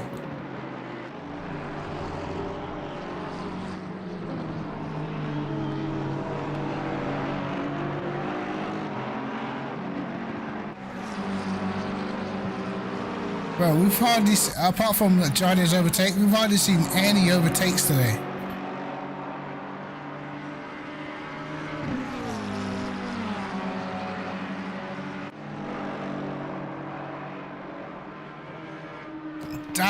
Dowking's got to be so sad, man. He definitely had the pace to win this. Still doing 59s. Probably the only person in the 59s, man. He looked at the time when he was behind Jardia like he was the fastest on the track.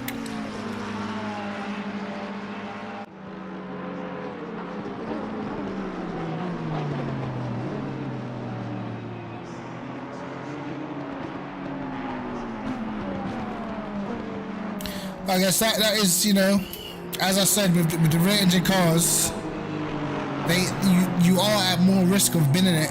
You know what I mean?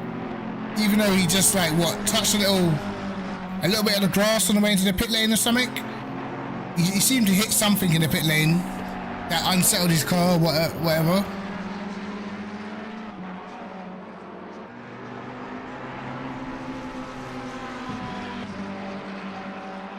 But I'm actually gonna go and test inverted ride heights on all the other cars, man.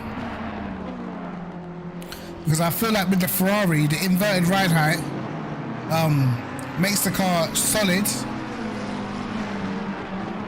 But it's still good, you can still turn, man. Yeah, Gold's in the CP race, man. Car might be in the CP race as well. Not too sure.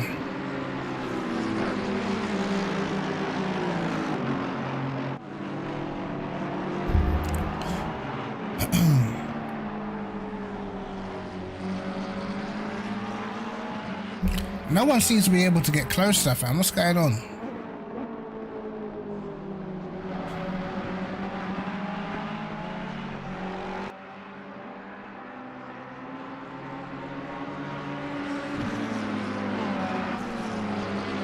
McDade, 13th. But McDade's fastest lap is a 202.6. Bro, he must be playing on his control pad or something today. This is definitely not normal McDade.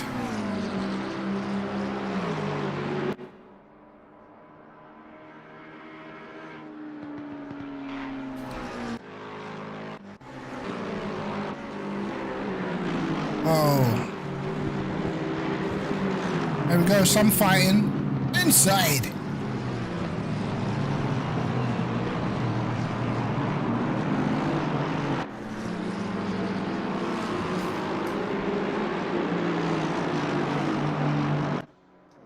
I wonder why Killian Ryan and them are so far down. You expect them to be towards the front, especially in the Aston. Wow, he just showed. I think Killian Ryan must have damage. Because he's just getting driven past down the straight like it's nothing. Inverted wing is when you have your front ride height higher than your rear ride height.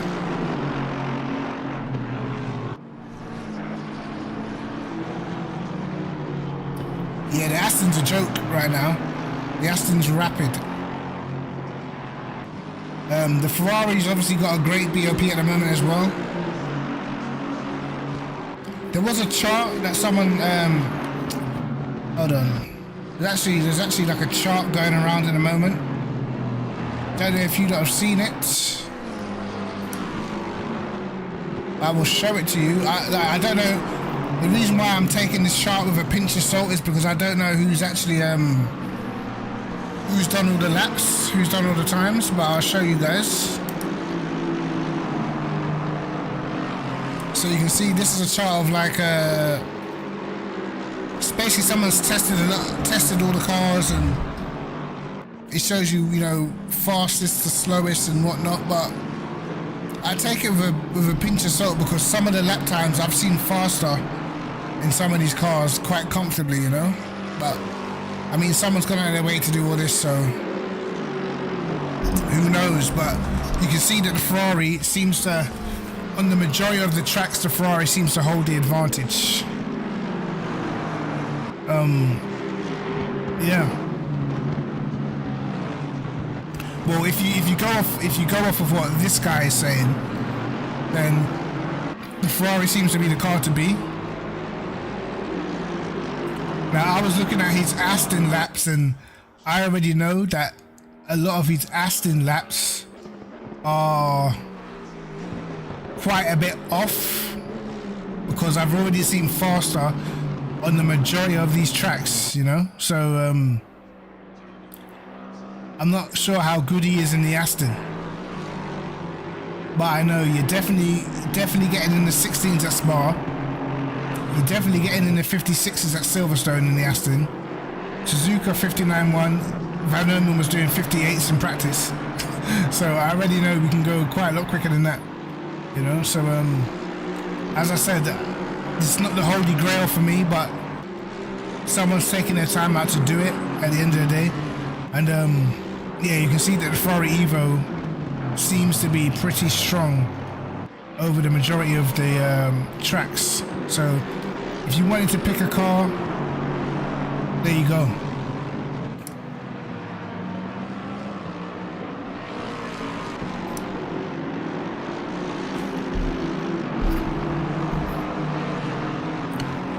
Can I post that on Discord?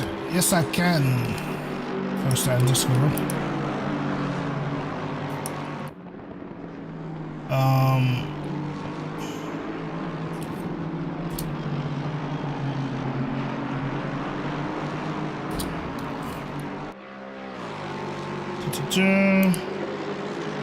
This is actually in Jordan's Discord. So let me just go into general. I said you have to ask Jordan who actually made this sheet, because I'm not too sure.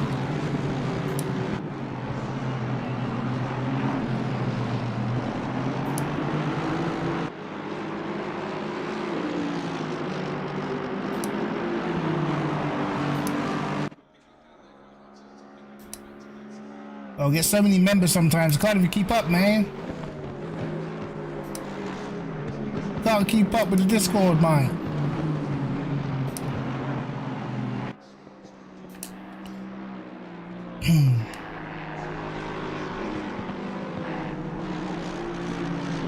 Right.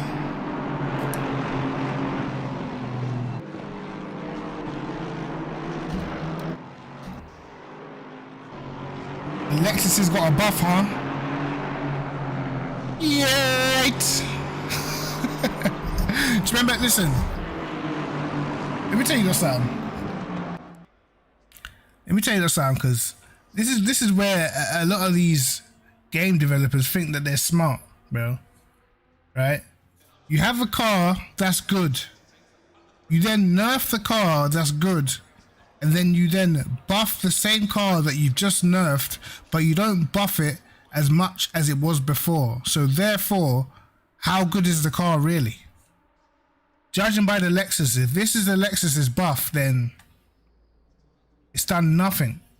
You know what I mean? The Lexus was one of the faster cars around here before, if I remember rightly. Remember the was it a 12-hour Suzuka they did? The Lexus was rapid in that one shot quali. Lexus was one of the quick cars. Aston was one of the quick cars even then. Obviously the AMG, the BMW. And again, this is literally, it's just all front engine cars we're talking about here. In fact, at the moment, the Ferrari being the only car really capable of keeping up. But Macaulay's still on Jardia, man. I remember the first stint, Macaulay definitely seemed to have the legs towards the end of the first stint. So if Jardia starts struggling with tyres, man. But I think it'll be very hard to pass. Very hard to pass. Murphy cutting that gap down though.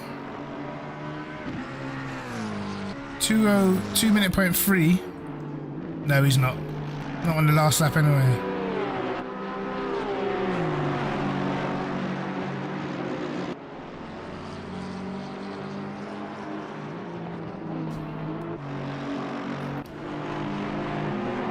Dowking has got past Franca and is hunting them down.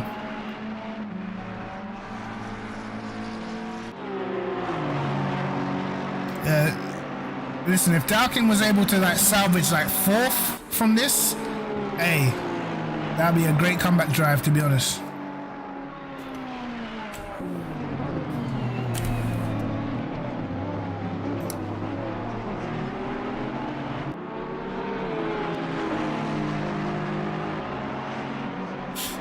Well, I mean, after that, well, on PC we've had 2 updates. So we had the 1.75. Which one did we had the British GT Pack update and the 1.75, and like they said they didn't touch shit, right? But it was clear to see that the Aston was faster, the McLaren was faster, and the Lexus was 110% slower than it was before. And now they brought out another like silent update out of nowhere, and it's like it's adjusting some of the BOP again. And it was actually in the patch notes this time, so it's very hard to work out. This is why I was saying before, like a lot of the time I get like not like discouraged with the game sometimes. It's like they keep on changing shit. Every single patch, change it, change the aero balance and this, change this, change that. What the like, bro? Can we just get used to the game? Fuck. Like, bro, I just want to make a setup and be able to keep it for a couple of weeks, you know what I mean? It's nothing like putting work in on a setup and then you get an update and the setup's just complete and utter bullshit after the update.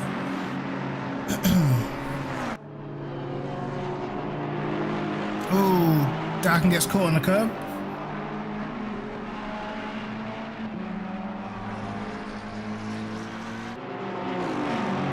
If I was to take one thing from another game, I think I would have to take the way how the cars ride the curbs on Race Room over ACC, man. Because ACC suffers with that syndrome that P cars used to have. That get on the curb and the curb pulls you off the track sort of shit. And it's just like, bro, it just doesn't happen like that, you know what I mean? Anyone who watched like this, was it Spa 24-hour in real life? Bro, they were mounting the curbs in the last chicane, like the curbs, the sausage curbs, off track, the AstroTurf, no bother for a GT3 car, mate. No bother. On this, you get on some of these curbs, okay, they're a little bit serrated, but they just drag you off the track.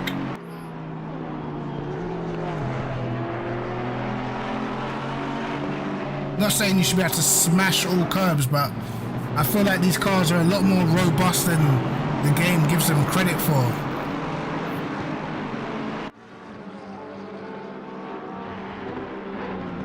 Exactly. Spa 25, they were taking a piss.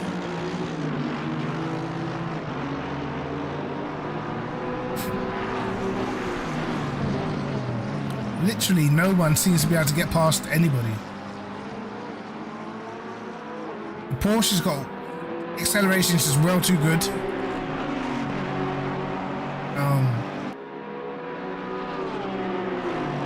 The Aston, I mean, the Aston's under danger a little bit.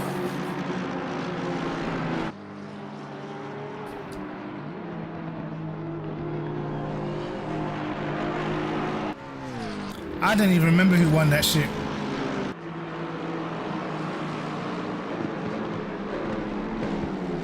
I just remember watching quali and thinking, what track's this? These are just made up their own track, bro. Yeah, I mean, at the last corner, just made up their own track. Killian Raiminen with the drive-through penalty, race over.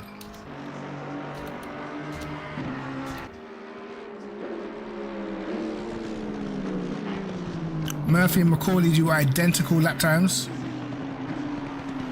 Murphy's had actually a great second half of the race, man.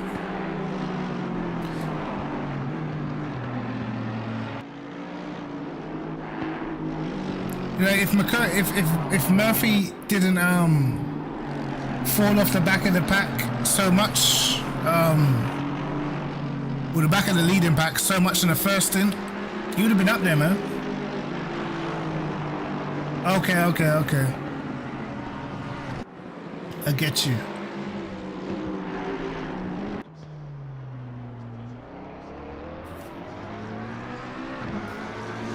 I feel like for instance, right, on this game, when you get into a front engine car, like for instance Imola, perfect example, bro. When you hit that chicane in the middle sector in the Bentley, bro, I can tell you right now, you can take that corner however you want. You can take it clean, you can take it curbs only, you can just jump over the first curb, bro. The stability, crazy. Try that shit in an Audi. Try that in a Ferrari. Bro, it don't matter what you do with the ride height, you cannot get away with that. And that's lap time, you know?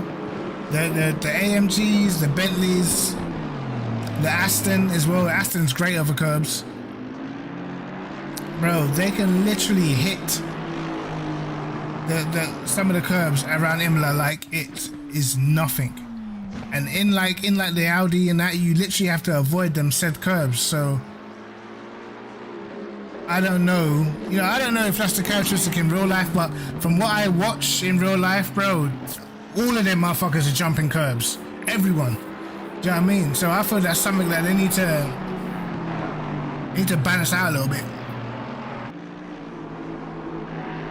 Because literally through that chicane, bro, some of them cars are gaining like 2-3 tenths just by smashing over it. Do you know what I mean?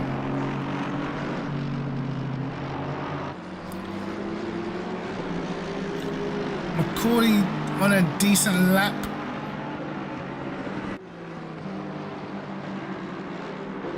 Jardines had to fight tooth and nail. Macaulay was the one who had the strategy.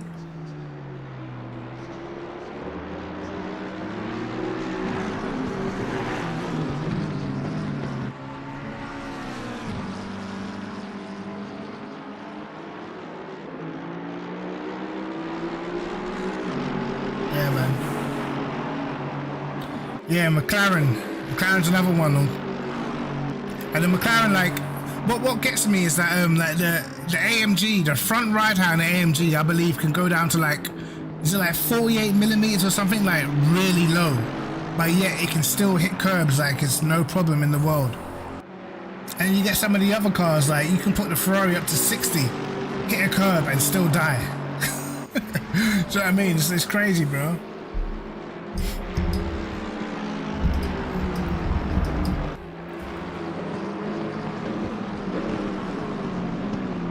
It's tough, but as I said, like 46 even, wow.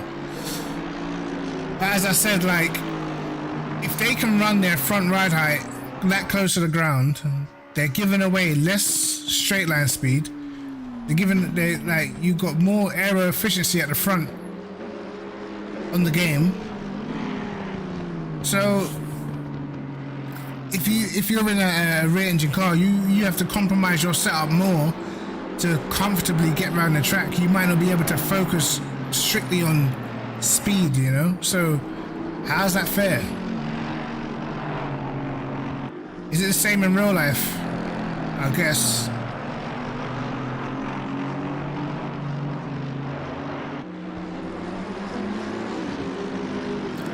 But I guess if we talk about like in real life, he does like British GT, and I think British tracks, all their curbs are just fucking mental. in the British tracks, bro, their curbs in real life are just mental.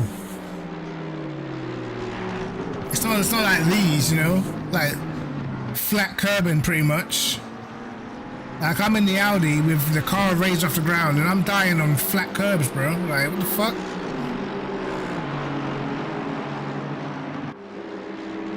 What makes it worse is I literally raised the car up as well.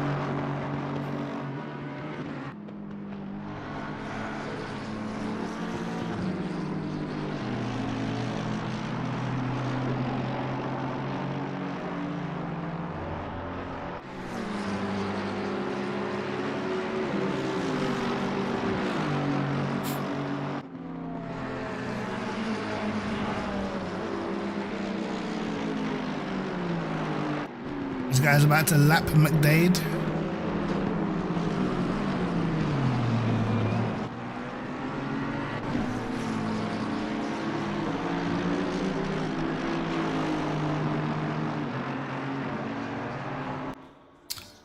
One is British GT started up again, because Baldwin would normally be in this race, wouldn't he? Macaulay quicker than Jody again. I think Macaulay might have a little bit of a complaint. I think Macaulay might have a complaint about the way the lead changed over, because I honestly think he got damaged from that nudge that Jody gave him, you know?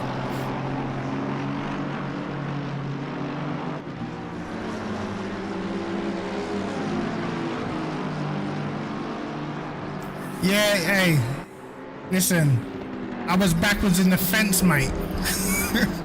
Backwards in the fence. I mean, leg in the cast. All sorts, mate. Broken metatarsal. Sprained ankle. You know what I mean? I was hurt. I was down bad, cuz. Diffuser, hey, listen.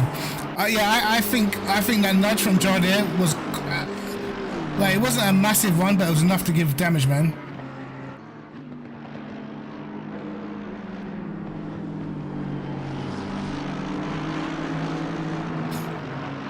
Trust me, boy. I was on the medical bed, like, you know, when the drivers. I broke my back. That's what What do you mean by that? You broke Back is broken. spinal. That's what happened, mate. I was one of them drivers on the medical bed trying to show everyone I'm okay with the thumbs up, like. Nah, man, my crash, I was fucked up, kids.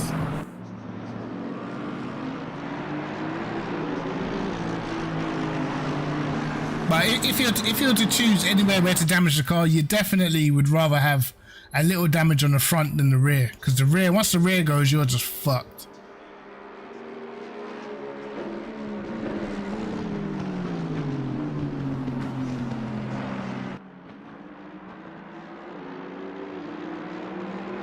But for a couple laps after that, Macaulay seemed to start making a few mistakes. You know what I mean, back end started looking a little bit slidey.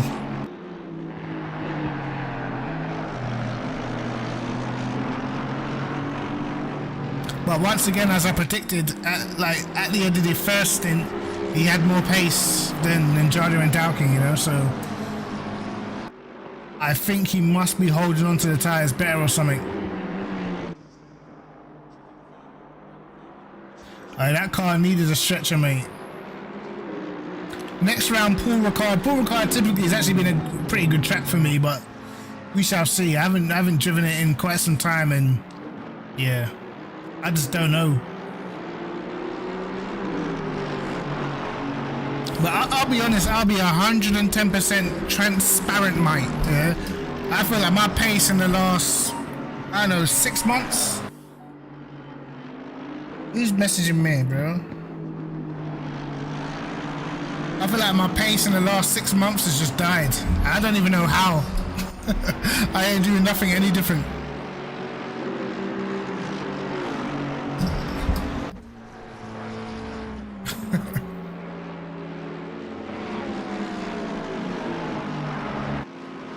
But 110%, last 6 months pace has died, bro. I've lost a lot of time. Considering we've gone from since 2018, since this game came out, right? We've gone from competing for podiums to competing for top 10s to trying not to qualify last. How? It'll be okay if, like, you know, some people improved and they got quicker. But everybody got good? No, I still remember my first race in ACR, which was last year, I think. And I came in, bro, and I was hunting down, like, Killian Ryan Meenan, you know what I mean? Van der Velde. I was hunting down all these guys, bro. Now, what the fuck was that? What happened? What? Who got shot? Did you guys hear that? I was in the AMG before. I was in the AMG like, was it the season before last in the AOR? I was in the AMG. And every time, no, was it? I can't remember what league it was. Every time I had some pace, I got binned. So, yeah.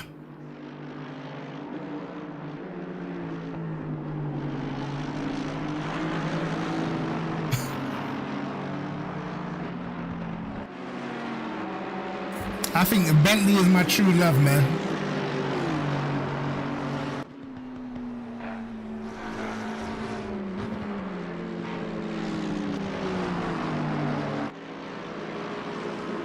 Obviously, I a lot of the time, I'm not picking cars for myself. I'm picking cars that, because I haven't driven it before. So I don't want people to watch me and just get bored of seeing me in the same car over and over and over and over and over again.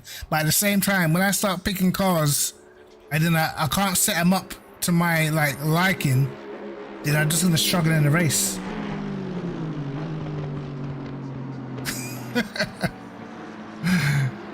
He needs to get his finger out, mate.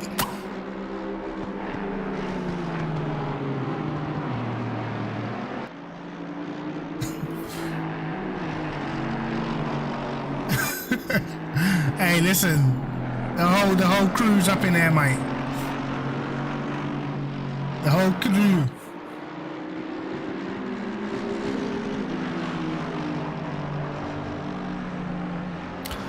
I barely use my PS4 for anything these days, man. It's up there. My PS4 Pro is up there, just sat there. I just use it for to put something on the TV for my daughter now.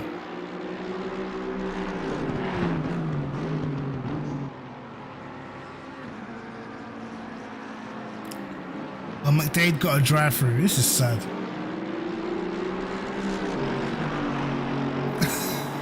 Go back to the real car, the AMG. Ah, man. Ah, man. To race on the PSR, bro. Hey. What are you doing to me?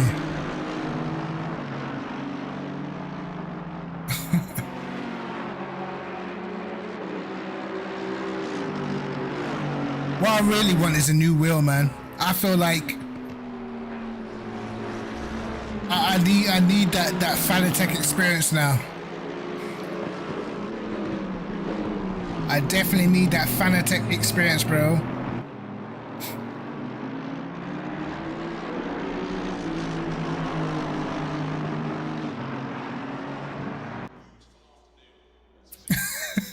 West Indies Federation teammate. Sound like cricket.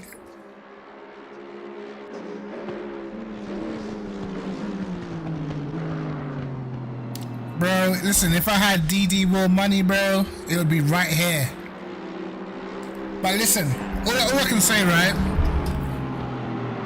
is I can count the people that's gone to Fanatec, and literally, I can show you the proof. Nah, I'm not on Fanatec, I'm on a Frostmaster T300, mate. It's sad.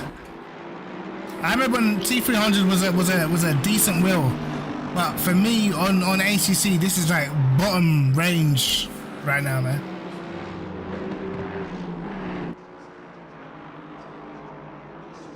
Trinidad and Tobago and Barbados, jeez. Now I don't want to be a fanboy. I'm just looking at the proof. Hold on, let me. I can't hear myself think. Alright, let me turn down the engines a bit. Alright, I'm just looking at the proof in the pudding. So I could probably go back in my own videos and show you, yeah, when guys were on a Frostmaster, then where they were in the pecking order, them same guys that have gone now to Fanatec and where they are now in the pecking order, and bro, clearly made a difference. You know what I mean? Clearly made a difference, bro. Even Mikhail Statsenko, he was an AOR. He was an AOR before, and he was sort of like, you know, fighting for, you know, the back end of top 10, you know, top 12 sort of positions. Got a Fanatec. All of a sudden, what is he now? Alien. Do you know what I mean? Look at even Barrier. Barrier was always a decent driver, but then Barrier got a Fanatec. All of a sudden, after races, he's not too far off Jardier's pace now. You know? Even Jardier and them himself, I remember like early days in AOR, it'd be me, Prenter, Jardier, Rats, Hassini. Bro, we'd be fighting for like top 5s, bro, and like top 10s. I mean, at the time, Dowking was probably wasn't as quick, because we at that time we were quicker than Dowking and stuff like that. All these guys gone to Fanatec, got their DD wheels, bro. And anyway, Dowking improved massively anyway because he just got more used to the game. Because Dowking was insanely quick on P cars, so it was about getting used to it. But like in terms of consistency, Prenter's always been quick, you know. But at the time, me and Prenter, like, if you go back and watch like the Hungaroring race, it was literally me and Prenter 1-2, destroyed everybody, you know. And it was just us two fighting for the win. I mean, we had another race in Paul Ricard. Me and Prenter, we end up getting past Hassini. Mike Noble, he destroyed it. But I think Noble's in the Fanatec as well. But again, fighting for the podium, bro. Now, a lot of the people that we were racing against, like, bro, they were nowhere before, nowhere, and a lot of them are on Fanatec's now. You know what I mean? So I feel like there's something in it, man. Sometimes, even if you watch, I don't know if you guys have seen it, if you noticed it, but sometimes watch when, like, say Jardier or Dowking, watch when they get like really sideways, and watch how they're able to catch the car, bro. I see that shit, I'm like, listen, I would be dead if that happened to me, bro. I've seen Jardier catch some ridiculous sideways moments, bro. And I'm like, no chance. No chance. Like, that, like, it's not happening for me, mate. It's not happening. If that happens to me and I try to catch it, bro, I'm getting thrown straight off the circuit. You know what I mean? Like some crazy saves I've seen Dowking do when was it Spa? I can't remember what track it was. It's like, what the like, how? How the hell have you saved that, bro? You know what I mean? It's weird, like, because even like, as I said, with a Frostmaster, and Prenter will tell you the same thing, you're limited because, like, Frostmasters, especially if you're doing longer races, during the race, you lose force feedback, bro. Literally, during the race, your force feedback will get lighter and lighter and lighter, and you notice it, and it's when the motor gets too hot. So, like, there's always been little things, like, for instance, like, sometimes when I'm doing, like, when I'm making capturing footage for hot laps or whatever, I will start doing the hot laps and I might go in the kitchen, make something to eat, go talk to the missus for like 20 minutes, right? And I'll come back and the wheel feels so much heavier than when it was, than when I fucking left it, because it's cooled down, because the motor's cooled down. Do you know what I mean? And like all that sort of thing, all them sort of things that when you're driving, bro, that's all accuracy, man. Do you know what I mean? Like the feeling of your steering wheel is changing during the race, bro. And that's accuracy, that's consistency. You know what I mean? DD, you know, like you're not getting that. You know what I mean? Not to mention the pedals, which is probably the most important thing, bro. The pedals, bro. I've got the T3PA Pros and they're overrated, mate. They look nice, but the actual tension in the pedal is not really any different from the original two pedals you get with the fucking T300, you know?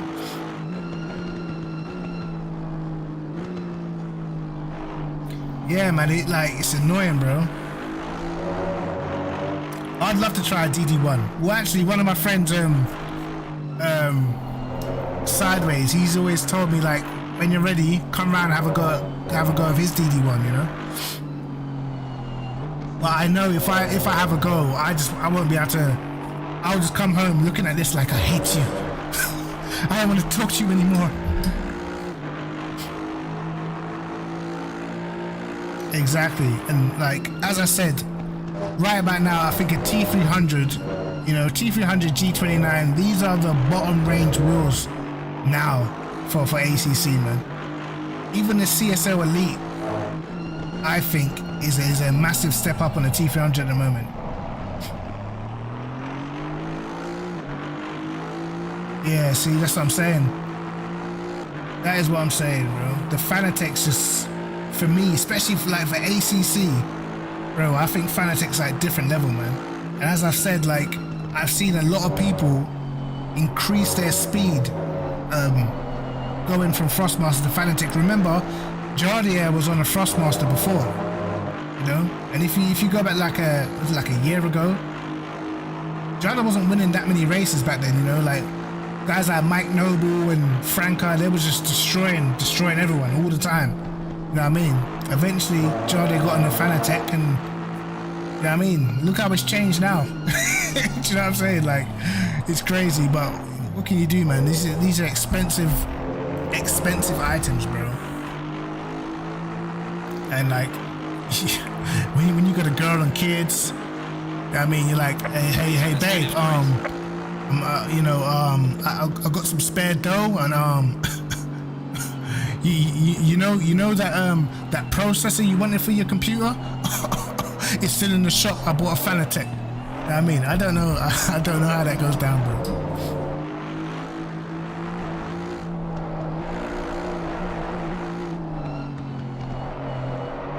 Yeah, I definitely want to try one, bro. I definitely want to try one, man. I mean, especially for me, and this is something that me and Prenter, Carl, we talk about a lot. We talk about a lot because I'm always streaming or I'm always recording. I've always got so much footage to go back through, so I can see, like, when guys are on a Frostmaster, I can see where they were in the pecking order, racing the same guys that we race today. You know what I mean? From when they went to Frostmaster and to where they've got to now, after they've made the change, it's like, whoa, what's going on? Like, Valentine Barrier, bro, no one can tell me. And I asked him as well, I actually asked him, I was like, was it a difference, like, you know, on the Fanatec, were you quicker? And his words to me, his very words to me was, he did a 2-minute 15.7 around Spa within a day or two of having his new wheel. And that's the fastest he's ever been. And after I heard that, I was like, wow, well, that answers the question. If you've never been able to get that time before, you get a new wheel, and you ain't even all the way used to it yet, and you're setting your fastest ever lap, then I don't know. I don't know, but I feel like the consistency in the steering, like, you know, like, that's why, like, I don't want to feed into it too much, but I know it's there, bro. Oh yeah, listen, I think Malinowski is on the T300 and he's rapid. You know what I mean? There's definitely exceptions to the rule. Don't get me wrong. There's like just special talents out there who are just rapid whatever the weather. You know what I mean? But I'm willing to bet if Malinowski was on a DD1 wheel, he would be doing even more bits than what he's doing now. You know? I know, DeBomb, you're super quick. But yeah, like, obviously a lot of these guys, you got, I think Macaulay's esports driver, Jardi's esports, Murphy's esports. Is Greco in the esports team? I think he's in some team. Dowking's been in and out of esports teams, but you know, he's there, and plus he's got a DD wheel. Malinowski's T300. Omen, I'm not sure what Omen's got. I'm sure Franca, Rats, all these guys probably on Fanatec's. I know Noble's Fanatec, you know? And if you look, like, do you remember like when lockdown first happened and we had all these races, all the F1 drivers, and then all the they had all these sort of events on like R Factor and stuff. Look who was doing all the sponsoring for them events, man. Look who was like sending these guys wheels. It was all Fanatec, bro. Everything was Fanatec. They sent Vettel a wheel straight away, Fanatec. I mean, even some of the F1 esports drivers, bro. I mean, I would love to see Goldsaw on the wheel. That's why I think I would, you know what I'd like to see? I would like to see Goldsaw get let into an esports event so he can win and win a wheel, bro. Do you know what I mean? I actually want him to get a wheel, do you know what I mean? Because I've got a friend who was on a pad, right? And he was rapid, and I'm talking like fast. Like how fast Goldsaw is. You know what I mean? How fast Goldsaw is. He was like that on the older Assetto.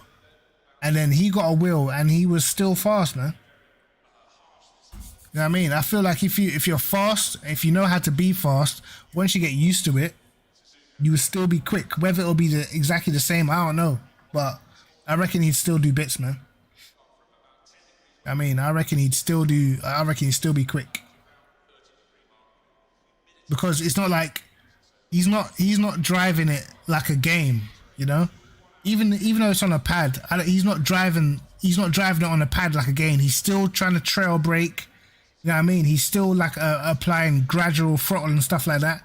He's not just playing it like just slam down on brakes, slam down the accelerator. He's still thinking about, you know, driving the correct way. So I feel like if he did have a wheel, I feel like eventually he'd get back to like at least within a decent range of the pace that he's got now.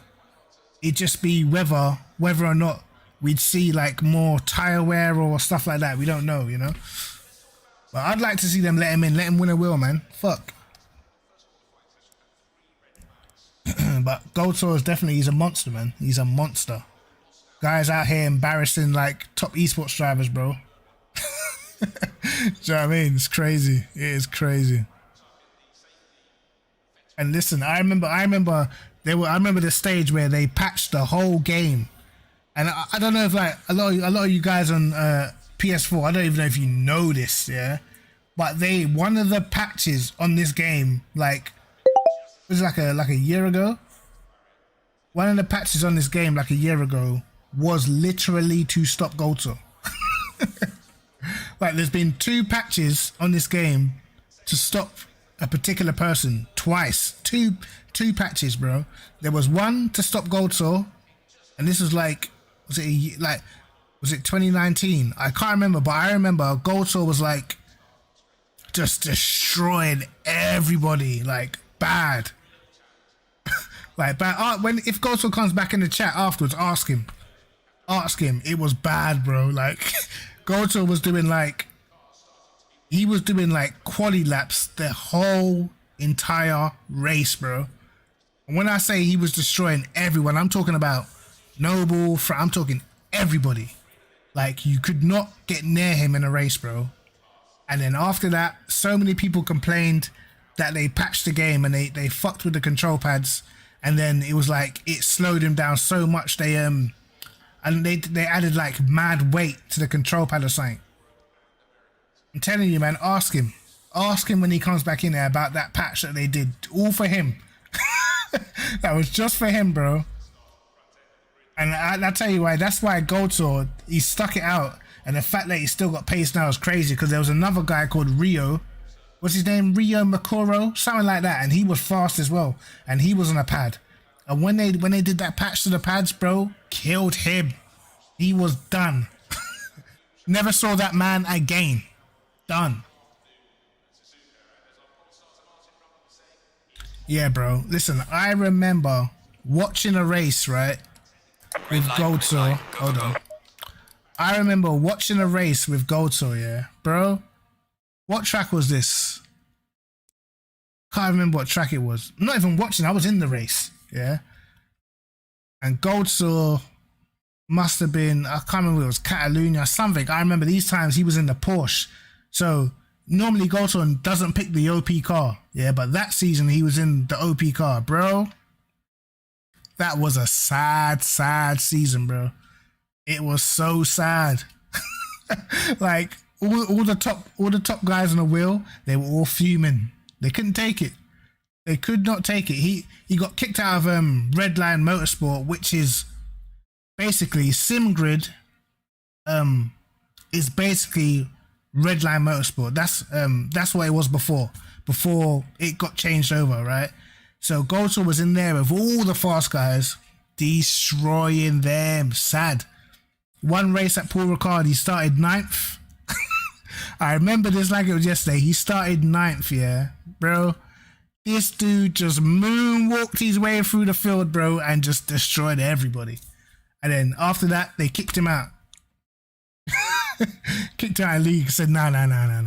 And then the patch came. You know? Yeah, I feel you. I feel you, Gas 16. I feel that. And then the second patch to stop someone was when they tried to stop Hissini. Because they were doing something... it's kind of out of order, though. I'm not going to lie. Because basically, when you do hot laps on this game, when you're doing like a qualification for like an esports event, they can go into the files, yeah, and they can like the developers, they can like grab your setup and shit. Like they can see your setup. So I don't know what he was doing in the setup, but he was doing something like unorthodox in the setup, but it was just giving him pure time. You know what I mean? So he was just like, rapid, bro. Listen, I can even show you the race, bro. Like Hungaro Ring, this man was doing 41's race pace. Like just destroying everyone. Like it was just insane, bro. Like he was literally doing 1 minute 41's in the race. Like no one could get anywhere near him, bro. And people were just wondering like how the fuck he had max toe, max camber, inverted toe, all sorts of bullshit. I don't know what they were doing, but they literally patched it out of the game. And he was doing something like he would like say if the corner is like a 90-degree corner. Say if the corner is like a 90-degree corner, you turn your wheel 90 degrees. He was like overturning the car to the point where it forces understeer, but then it would grip up. Sort of like how Alonso drove his championship winning Renault, right? If you know about how he drove that, right? It was sort of like that. So he was like forcing the understeer until it grips, and he was able to just like get on the throttle mad early, and bro, couldn't touch him. Nobody could touch him. No one. You know what I mean? And they patched that out of the game, basically, to stop him from doing that. So yeah, they're out here doing this shit. They will never say it was for a particular person, but it was, bro. You know what I mean? It was.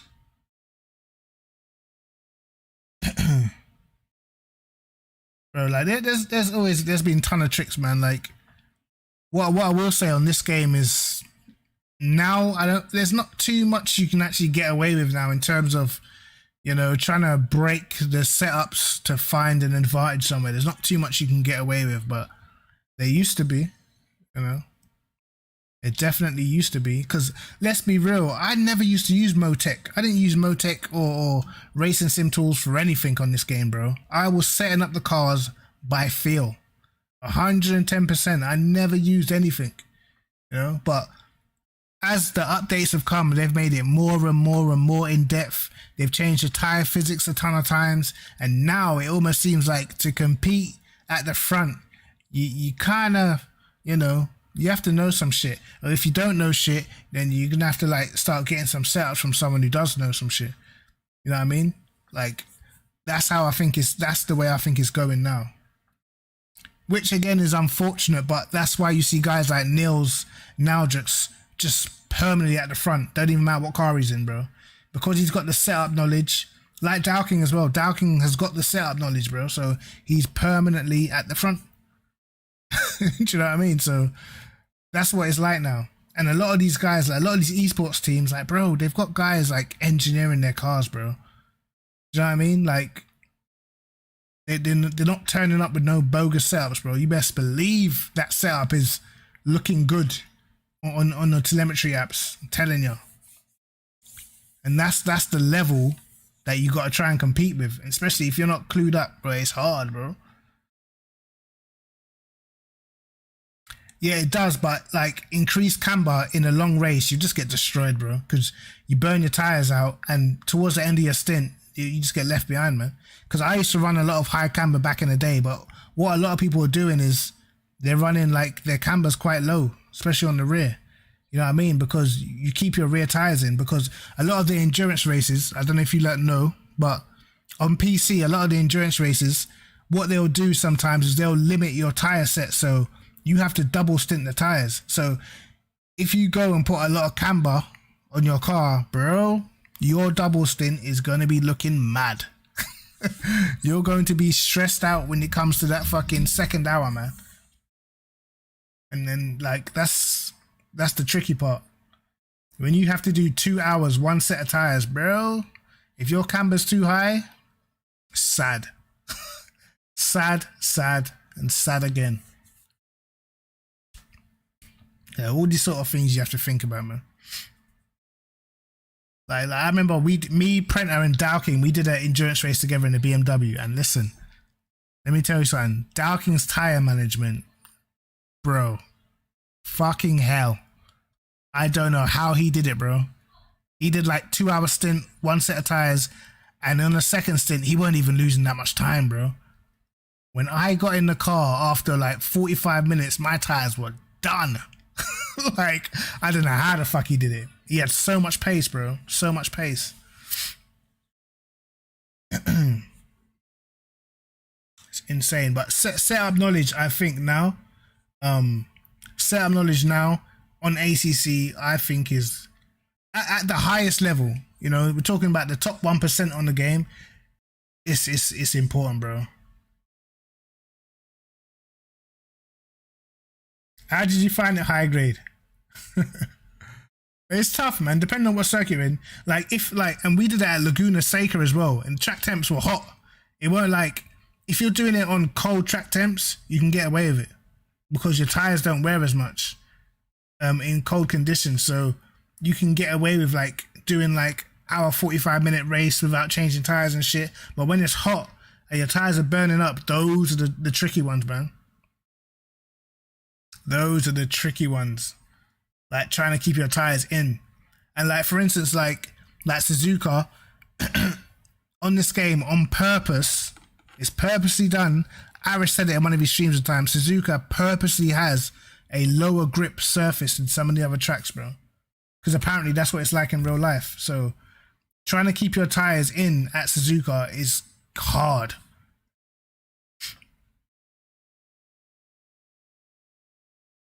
Wow.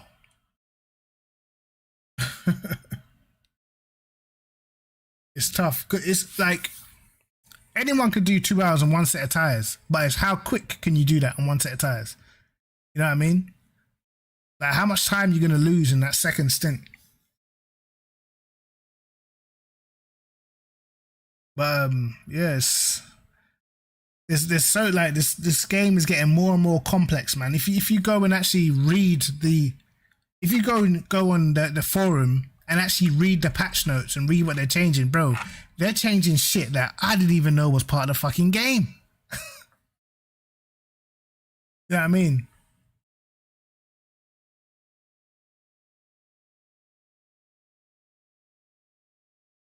Yeah, it's Suzuka's tough, bro. It's tough, man. You know what I mean? It's like a lot of the time. That's right. Like generally in races, like even most of the time I qualify shit. Generally, I'll go forward. I normally make my setup to last, isn't it? That's my main thing. Most of the time, I don't even make a quali setup. I'm just making my setup to last and be comfortable to drive, and that's why you tend to go forward when you do that. You know, when you make a quick setup, unless you're an extremely good driver, or you've made a quick setup and you know what you're doing in terms of, you know, balancing it out for the race, bro, you will struggle in the race, man. You will struggle in the race. Once your tires start going, it's hard. And like honestly, if you never played this game before or you weren't here from the, but it's hard for the console guys because a lot of you guys weren't here from the beginning unless you was like going on the website and reading up on all the shit, bro. Listen, there was some things in this game that I suspected, but then I realized that, yo, this shit is for real. Like certain cars, being behind certain cars is worse than being behind others, bro. Certain cars take more aero away from your car than others. So basically, if you're behind a Bentley, you're going to get more aero disruption than you would if you're behind like a Lambo. Do you know what I mean? At first, like, I didn't know that shit was a thing. But then I noticed, like, bro, why is it so hard to follow this guy? You know what I mean? It's just crazy. There's all sorts of things in this game. All sorts, mate. Literally, all sorts. I remember the early days of this game, yeah, when the BMW was insane, bro. Oi, you lot don't even know that BMW acceleration, lad. It was a cheat code. It was a cheat. That car was the fastest car in this game by a country mile. It probably had a second on any other car, easy. And they patched it.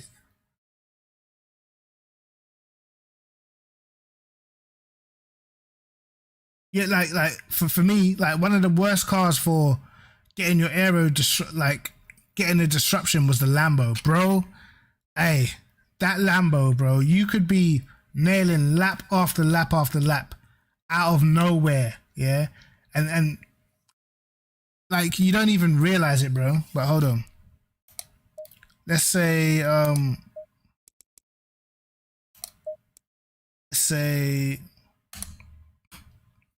we'll go in here for a sec. You don't even realize it, right? But you could be doing like lap after lap in the Lambo, perfectly fine.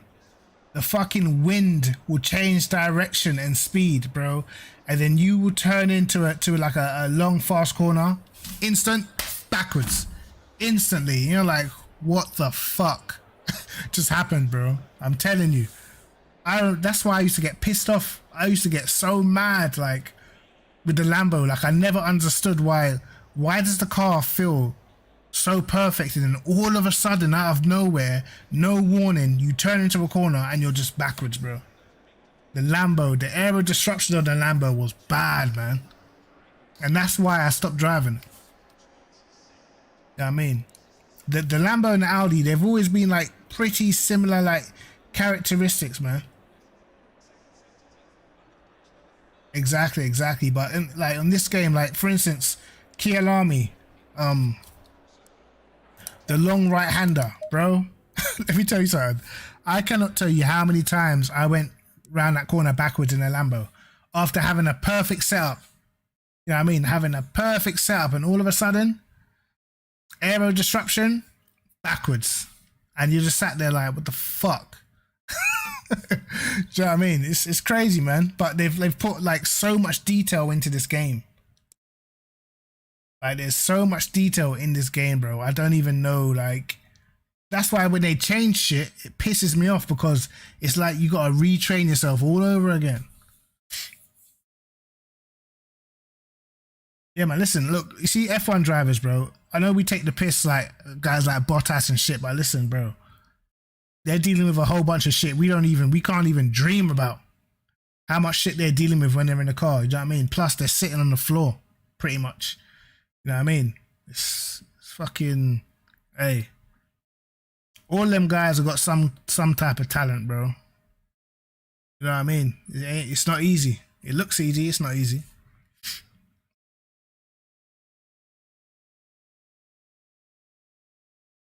Exactly. That's why rear ride height, because before you could get away with having a lot of rake and you could just be rapid, especially like tracks like Hungaroring. Oi, rear rake, put your rake up, put the rear ride height up a bit, plant the bottom, plant the front ride height to the ground, max the wing. You know what I mean? Put the brake bias a little rearwards, bro. Listen, flying around Hungaroring. Let that wind catch that back of that car. I'm telling you, race done. But, you know, as I said, they've put just endless amount of shit into this game, man. And you kind of have to learn it all. And it like, sometimes you overlook shit like, oh, but it's only 2 PSI too low on the tires, bro. That means some shit. I mean, before it didn't. Now, 2 PSI too low? I mean, nah, bro. 2 PSI too low. That's like 3 temps, bro. 3-4 temps per lap. And if you're doing a 2-hour race, you have to wait for a whole hour for your pit stop, bro. 3-4 temps a lap, you are no longer in contention. I mean, it's that deep, and that's the difference. Like when you start racing some of these, the majority of the guys that we're racing with, the majority of them are in esports teams, bro. Esports teams that they know what they're doing on this game. So when you race them, you notice the difference, bro. You know what I mean?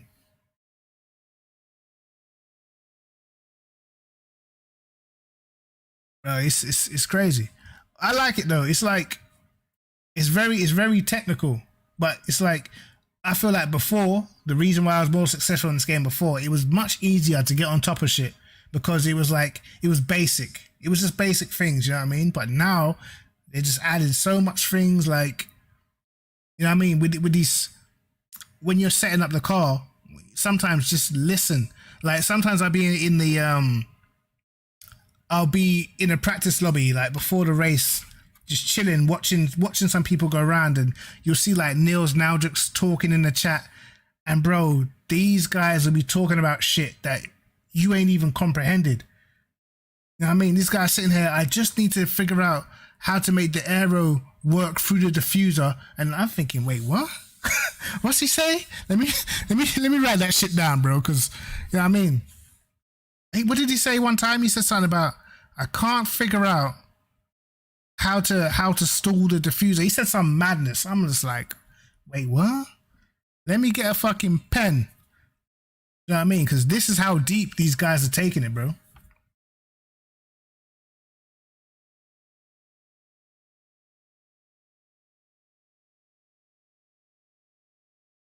Hey, BB, that's a good question. That, to me, that's one of the things that fucked up about one of the recent updates, bro. Your PSI could be 3 PSI too low. You will raise it by 3 PSI, and all of a sudden, it will be like 4 PSI too high. But we think we know what that is, right?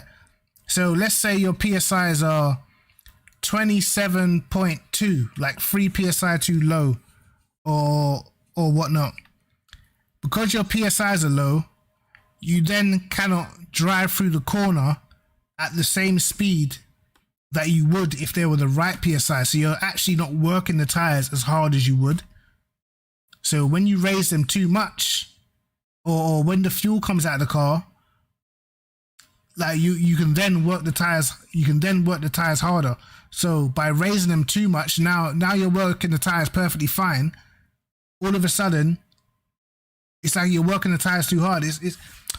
I'm trying to explain it. How can I explain it? Like, okay, let's say you got like 2 seconds damage. Because you got 2 seconds damage now, you're losing maybe, I don't know, maybe 2 temps a lap.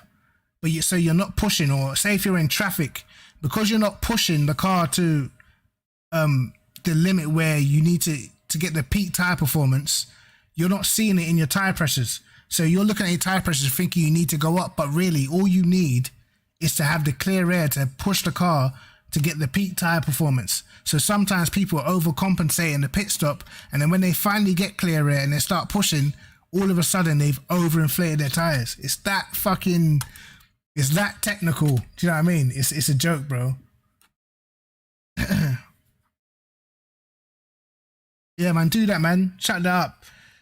Definitely shut that up, bro. It's like it's happened to me so many times, bro. I'll be in traffic or I have a little bit of damage and I'm not working the tires as hard as I should. So I'll naturally go into the pit stop and up the tire pressures.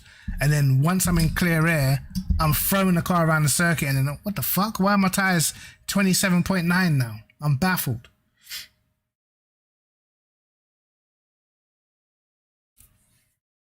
Yeah. That's why I like. Hold on, let me get Motec up real quick.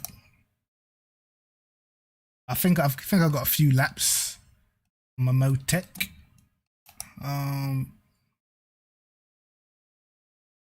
Let's see.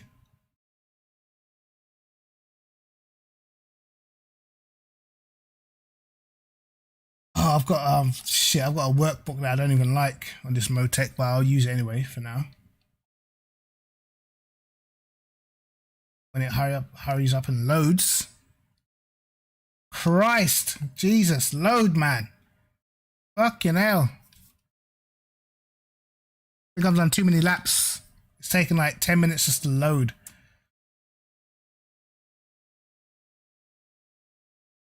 But like you have to check. Like Motec's good, like, you know, it gives you a lot of information. And I say Motec, but Motec, Racing Sim Tools, any of these programs where you can check the telemetry. Right, here it is.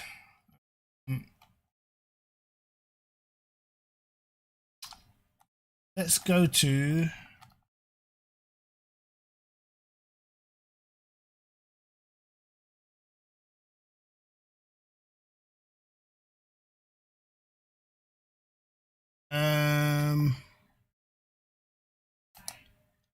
this one.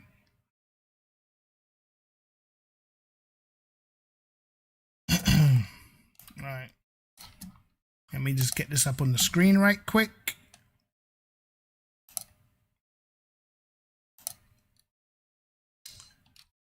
Right, where are we? I don't think this wasn't the race, was it? Nope. This was me messing around with setups. There's the race. I need to find the actual race. Get that out of here. So Spa would have been this one. Open. That wasn't. Christ.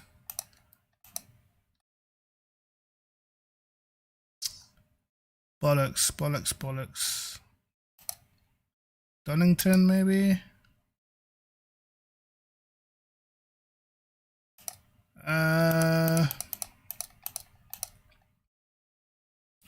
Let's just take this one, innit?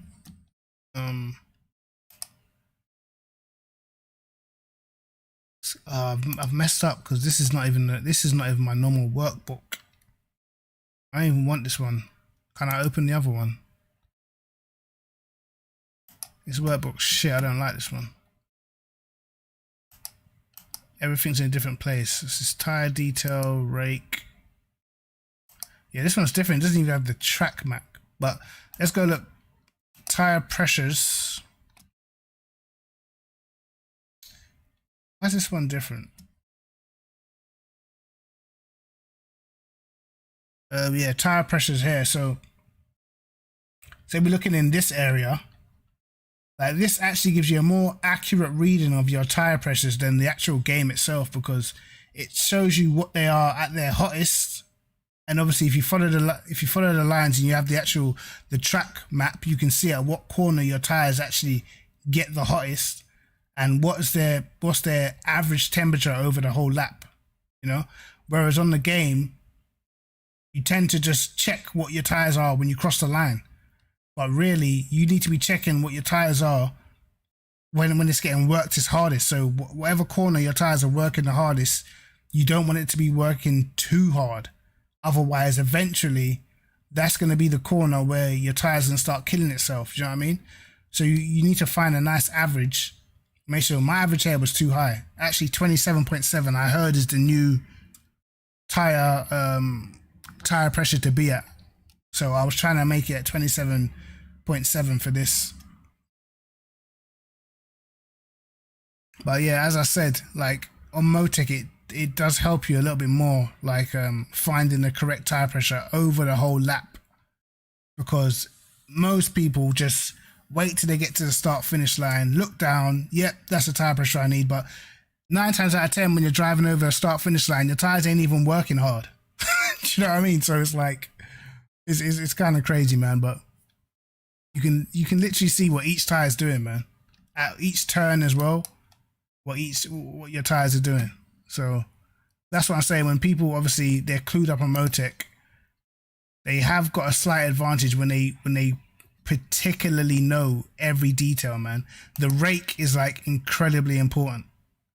You know, when you're hitting the brakes, what your car's doing, when you're driving down the straight, what your car's doing. This workbook's terrible. I want the other one. Hold on. I don't even understand this one.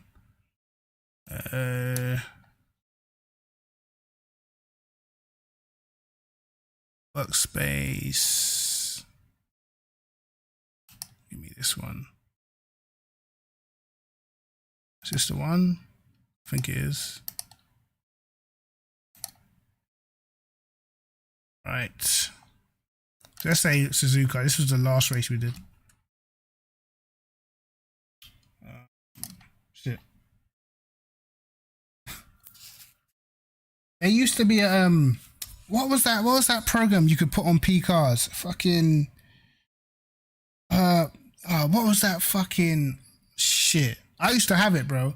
It was like a little telemetry thing you could use, and you could link it with P cars, man. So now you see we actually have the track map as well. I'm just saying I did not even use telemetry to make the setup, bro. I didn't use no Motec in that setup I had, and the dampers is looking okay. It's not even that bad, bro. I think I've got a good feel, you know? I've got a good feel. I do this a lot. But anyway, we go to tires and brakes. So they're the same thing again. Gives you your average pressure. That's the average. That's the tires when they're at their hottest. And obviously, it shows you what each color, what each tire is. So that's the rear right, the darker blue line. So it reaches 27.9. We can, if we use this to go on the track, we can see whereabouts it reaches its highest point. So what's that? That's coming out of the last. So coming out of the last corner. Is that what it really? No, it's right here. Did I spin here or something? That don't make any sense. It reached its highest temperature. It reached 28.5 or 28.6 here. Oh, at turn 1. So I think this is in practice. Did I spin there or something? This is me probably getting sideways or sliding through a corner. So you can literally see the effect of like sliding through a corner. Fuck the tires. 28.6 because I slid. That's insane.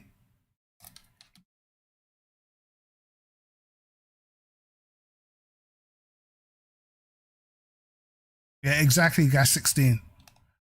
Pretty much. And I say if you've got like, you kind of want to stretch it over a duration of laps. So when you're testing your tire pressures, you want to stretch it over not just one lap. You want to stretch it over like 4 or 5 laps, and then you get to see how your tires are reacting. Now you can see my tires over 5 laps. My rear tires were getting hotter than my front tires, which is going to cause your rear end to start sliding, you know? Even though I'm not saying they're not like crazy hot or anything, but you know, the higher pressures at the rear, your rear end is going to start like over rotating, which is why you then start sliding through corners. And once that starts, you can't get it back. Like once your rear start heating up more than your fronts, you cannot get that shit back, bro. It's very hard, you know. And then because that's happening, all you're gonna do is just slide. So it's just gonna get worse and worse and worse, bro.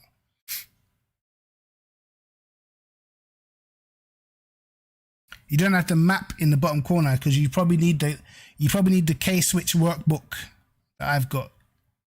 I could probably send it. I'll have to try and send it in Discord, man, see if it works. I'm pretty sure Dowking sent this to me, man. So if it doesn't work from here, I'm pretty sure I think Dowking's got it in his Discord. I think it's in Dowking's Discord under the Motec tab, man. So there's like, you see your brake temps. I can't remember the desired brake temperature, but I know you don't want it. What was it? It's like 600 or some shit, I think. So you can see here with my rear brakes, I can actually afford to close my rear brake ducts. You know, little things like this, which in all honesty I should be doing, but you know, the hottest my brakes are getting is 599, which is fine, pretty much perfect. You know, so I can afford my rear brakes too cold. Only 293 Celsius. Like that means that they're not working at peak performance, if you know what I mean. So I can afford to close my rear brake ducts even more. And it's just those little details that a lot of the top guys, especially the esports teams, because there's a few esports competitions going on now. Like when it comes to these competitions, you best believe everything is checked. These guys are leaving nothing on the table, man. And when you're racing against the top 1%, it makes a difference. You can tell who's putting the time and who's not, you know. There's tons of like fast guys that can come from other games and like in terms of like raw pace are just as quick, if not quicker. But it's the knowledge, bro. The knowledge is key. And I found, even though P cars wasn't even that realistic, but the knowledge that I had on my PS4 compared to when I switched to PC, oh my god, bro. Hey, there was so much shit I didn't know. There was so much shit I didn't know, boy. I'm telling you. Oh, if I could qualify for the what's it? The SRO. Is it still SRO? Listen, I tried to qualify for the last one, bro. It was hard. You don't, bro. You know what's crazy about ACC? There'll be people that come out of nowhere, guys you haven't even seen before, and all of a sudden you're just seeing the maddest times. You're like, who the fuck is this guy? Because we've all been playing ACC so long that I could pretty much recognize every fast person on this game. You know what I mean? Everyone. I reckon I've at least seen their name before in the other esports, in leagues. Also, but bro, there's some people I've never seen before coming out of nowhere setting fastest times. Like Prentice trying to qualify for the new SRO thing, but they're doing it on a GT4s at the moment. And I'll be honest with you, bro. Like, hey, it is not easy. It is not easy because you have to qualify in the top 2 of each individual car. This is what they did last time for the SRO. So whatever car you pick to qualify in, like you could have like the 30th fastest time, but if you're the fastest guy in the Nissan GTR, then you're through. But you have to drive that GTR. Do you know what I'm saying? In the competition, when it gets to the competition for prizes, you have to be in that GTR, bro. So although you might be able to get in, your chances of winning in the GTR slim. So that's the issue, bro. You know, that's the issue. But something Prentice did say is he wishes that it was for in terms of the qualification, he wishes it was like fixed setup, because then you're just getting the fastest driver, not the fastest or the best engineer, you know. If everyone just does it, fix setup, fastest guy goes through, done. Listen, bro, fast guy is a fast guy. It don't even matter. A lot of the fast guys in GT Sport or on Gran Turismo, even if you go back in the day, bro, a lot of these guys are like top guys in iRacing now. You know what I mean? A lot of these guys they're just fast. Like, it doesn't matter. The game might be different, but the technique is still the same. Not exactly the same. Things may have to differ, but if you're fast, like really fast on a game, you tend to just have speed wherever you go.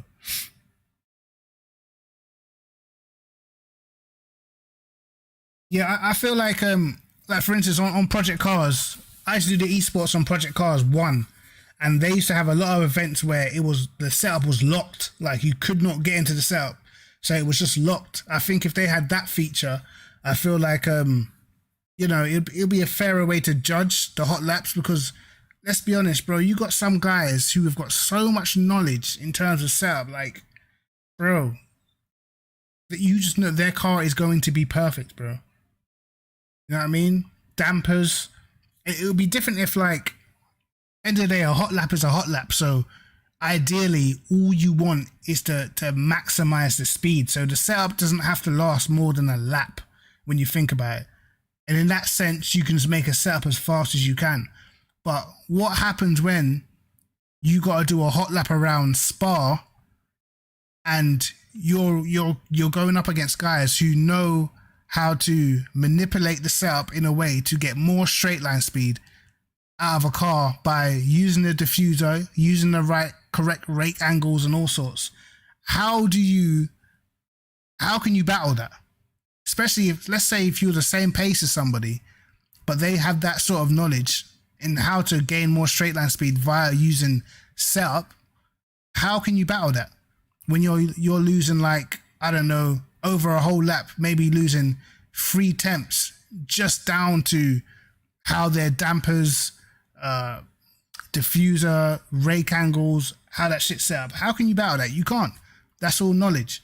You know what I mean? And that's why, for instance, on iRacing, that's why you see fucking the top teams, they have actual paid engineers, bro.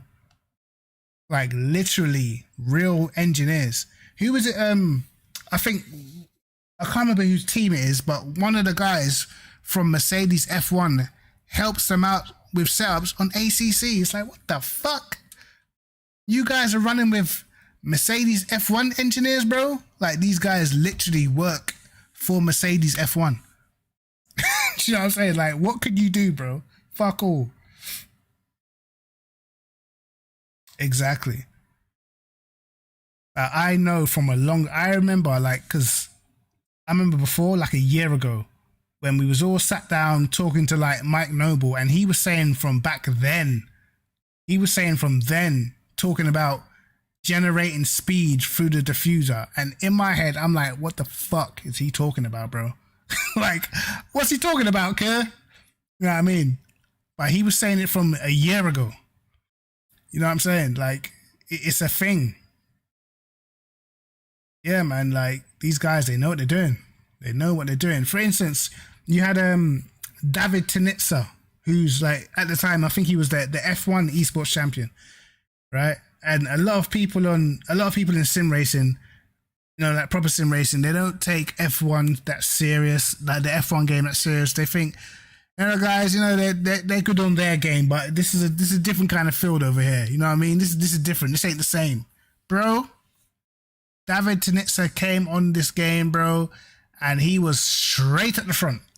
Like, we were like, hold on, wait, what? You know what I mean? But he was literally getting help from Ferrari themselves, bro. Like, this is not a joke.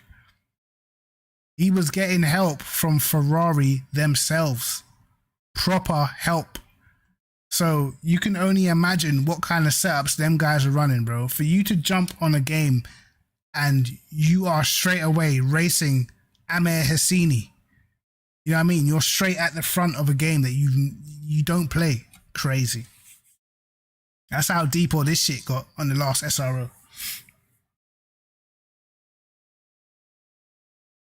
Bro, they're doing all sorts, man. But it's not even manipulation. It's just actually being able to read proper telemetry. And I don't know if you guys saw on I'm going on and on. Well, I'm ending the stream soon, but we'll talk about it. I don't know if you guys saw on YouTube, Sky Sports F1 on YouTube, Jolyon Palmer was talking about telemetry, bro. When he brought up the telemetry, it looked exactly just like Motec. Like literally what we use is what they're using in the real world, bro. So like a real life engineer on a game like this is fucking priceless, bro. Yeah, pure race teams helping. Like it's big, man. It was big, especially lockdown times. And like a lot of these like car manufacturers, they're realizing that like I don't think the gaming industry is probably one of the biggest industries in the world now. It's taken over fucking music. Do you know what I mean? Which was a massive industry. So the gaming industry right now, that is like, you know, that's like they still care about the way they look through gaming. Why do you think, who was that guy who lost his actual real life seat because he cheated on a game? Do you know what I mean? Like that's how serious this shit is now. You know what I mean? You can't be out here making Ferrari look bad or making Mercedes look bad by making their car look shit on the game because you're not clued up. Like, no, bro. They're putting time in now. They're putting in work. You know what I mean? I feel like the F1 esports was definitely what brought this shit to light, because after that, all the F1 teams in the real world started creating their own esports teams and shit. And now it's sort of spreading out everywhere. I know iRacing did a lot of that shit as well, but you know, that stuff was on like actual Sky Sports over here. You know what I mean? It was actually on TV and shit. So like, I'm telling you, bro. I'm telling you. Hey, Goldsaw, I was telling them before. Do you remember when Kunos literally tried to patch you out of the game? Do you remember that? When you got so quick that everyone complained so much that they literally made a patch just to stop one person, bro. I mean, I was not bullshitting. I mean, Goldsaw was so fast, they literally tried to patch him out of the game. Hey, man. Listen, you used it well.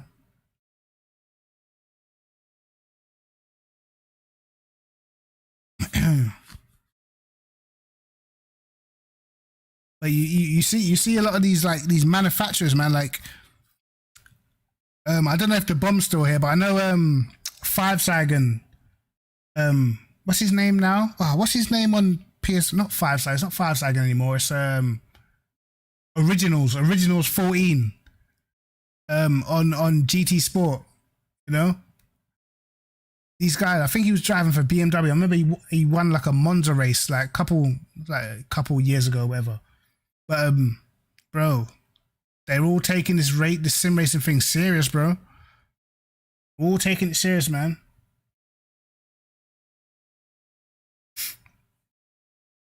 Yeah, Goldsaw, could you imagine how fast you'd be if you still had that shit? Oh my god, it wouldn't even be worth it.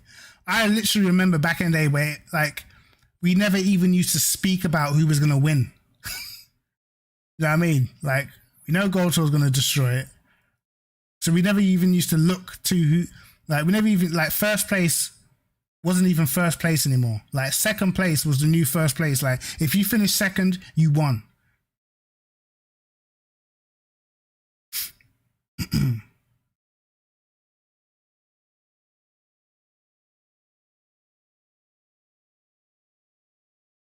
There's a lot of crazy guys in controller, man. You know what I mean? I mean, it is what it is, man. I mean, as I said, like, in terms of, like, knowing telemetry and stuff, and just put it this way, let's just say you're an incredibly fast driver. How much speed do you think you can gain per lap by being an incredibly good engineer on top of that? Do you know what I mean? That knowledge, one, your tires will last longer. Your setup will be more balanced. You understand what the car's doing more. Your aero efficiencies, you can make it perfect, or as perfect as it can be.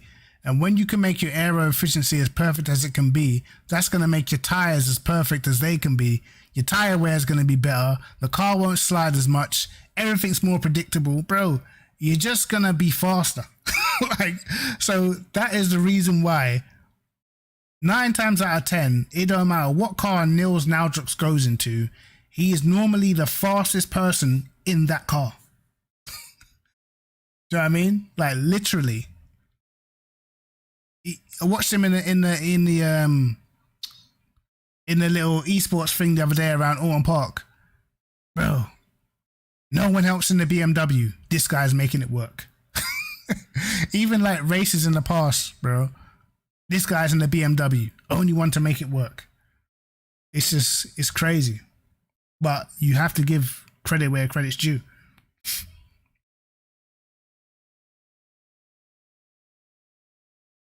Yeah, Frogger's a joke, but I'm talking about, this might have been 2 years ago, and Five Saigon, or Originals 14, what his name is now, he raced at Monza and he was in the BMW and he won the Monza race.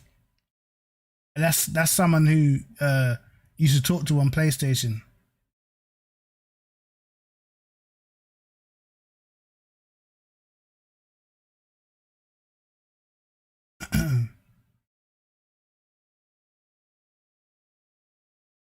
I know. It's crazy. Because I had the racing sim tool setups, man, and like, bro, I can tell you, like, the dampers, I think he likes his car a little bit more twitchy than what I like, but the dampers, unquestionable. Like, I had them racing sim tool setups, bro. They probably had to change now because I believe you don't need as much rake, or the rake doesn't work the same in the game anymore. But that, bro, I was hitting curbs I ain't never been hitting before in some of them setups. Like, you know what I mean? That knowledge right there. Like, that knowledge right there. Now you go through the last, Nürburgring, the second to last corner, the little Schumacher S at the end, or whatever the fuck the corner is. That little chicane at the end, bro. Hauling it through there. Didn't give a fuck about curbs, nothing. You know what I mean? And if you go back on Nils' channel and watch how he's able to attack that chicane, yeah, bro. Like, that right there in itself is like 2.5, 3 temps. Like, he's hitting that chicane so hard and so fast. You're like, whoa, wait, what? Crazy. Now I know TRO Lightning is not TRO Lightning. I'll have to find the event. I'll have to find the event and send it to you on Discord, man. But Five Saigon, he won a race, one of the races in the live events. That's someone that we used to play with, man. And Five Saigon's only young too. Young, man.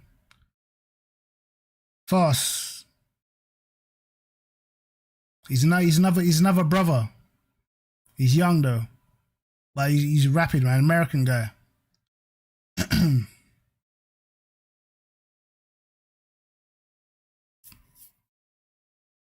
But yeah, guys, I've done so much talking about all this stuff, but it's interesting, man. It's very, very interesting, bro. And like, I'm even now as I look through Motec, there's still things, there's a ton of stuff I don't understand. Let's go through to Aero. See, like, I wouldn't know how to read this shit, but there is people on ACC that do know how to read this shit and do know how to get the correct balance, which is just going to give you more speed, more balance, and over a race distance, you're going to be way better off. I don't know what any of this shit means. Like, sus load front, sus load rear. Like, what the fuck?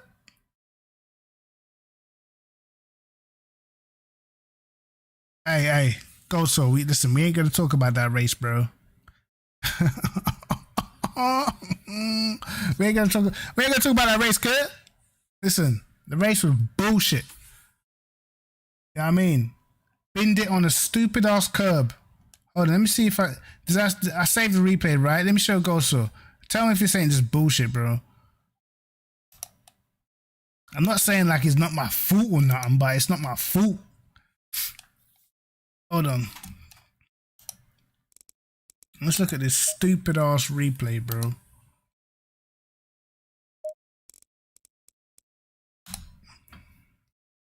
Me personally, right? Like, I don't think I did anything that was bin worthy right there for this corner, bro.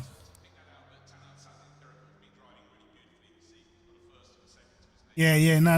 Yeah, I hit the wall again. I hit the wall again after that. But Goldsaw, for real. Let's be honest, right? Talk to me. Tell me what I did wrong. Because, like I don't see it, mate. I'm not seeing what I've done to deserve the bin juice. I wasn't all over the curb, you know. Look, I'm fine right here, bro. How does that happen? Rain? Is it rain? Precipitation? Bro. Oh no. Oh no, bro. There weren't no rain. What's happened here? Like, hey. I need to see something. I broke my back. What do you mean by that? You broke My back is broken. Spinal. Bro, look at this. I need to see what caused me to spin. Please tell me. Because I don't know. Let's slow this down. Slow motion, baby.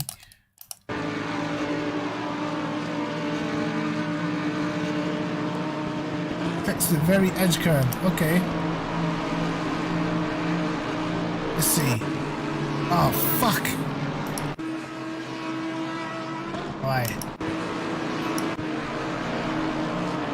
Okay, let's go back. Let's go back. Clips the very edge curb. Perfect, right? Listen, I rode that curb perfectly, mate. You can't get no more perfect than perfect.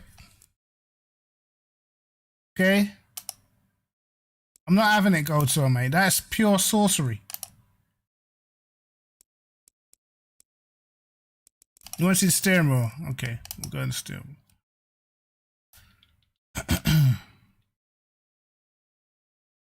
And what's with all these stars, bruv? What's this? It looks like Michael Jackson's Jerry Curl dripping. Like proper wet.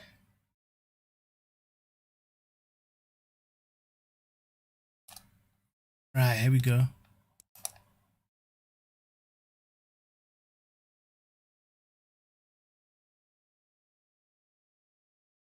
Held it.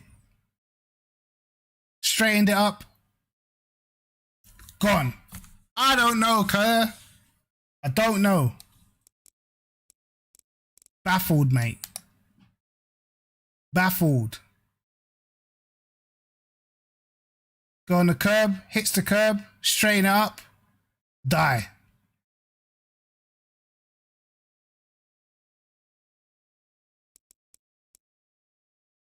Nah, this is sadder than sad.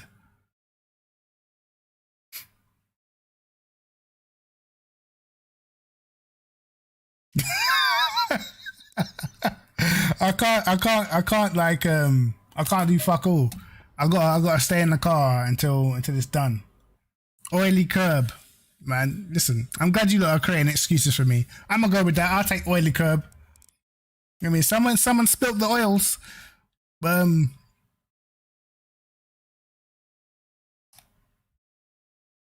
AMG, nah, kids.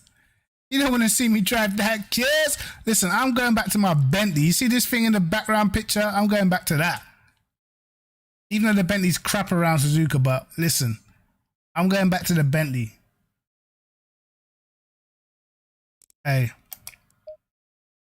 I remember before the 5-point tire model and the Audi, it was a lottery at Spa to whether you'd ever make it to the end.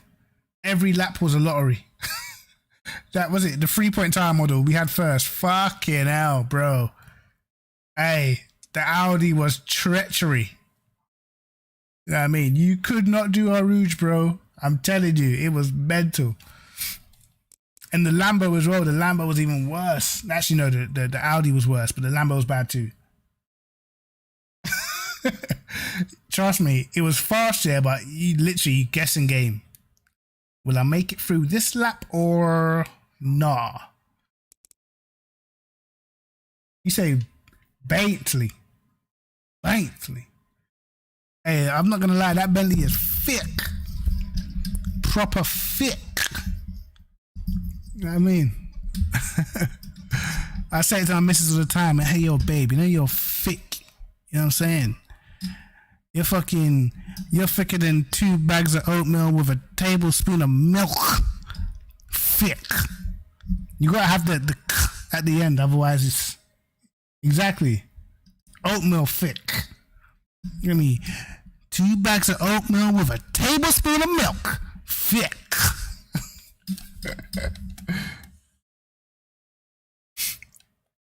Hey, the Bentley's nice, bro. The Bentley's nice to drive, bro.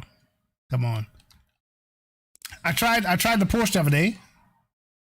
Low key, I low key had a bit of fun in the Porsche. I'm just saying, it was okay. It was okay. The Porsche don't feel like it's as sketchy as it used to be, man. It feels like it's just normal, isn't it? I don't know how Malinowski gets them times and that, but it's just normal. It doesn't feel like it's just all fucked up. The Bentley around Kyalami. Oof. I heard they slowed the PS4 down now around Kyalami. I heard they slowed it down.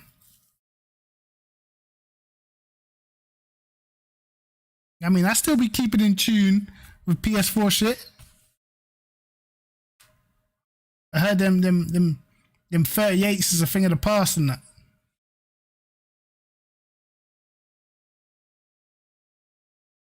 Yeah, that Porsche used to be a bag of bullshit. Hated it before, but it's alright now.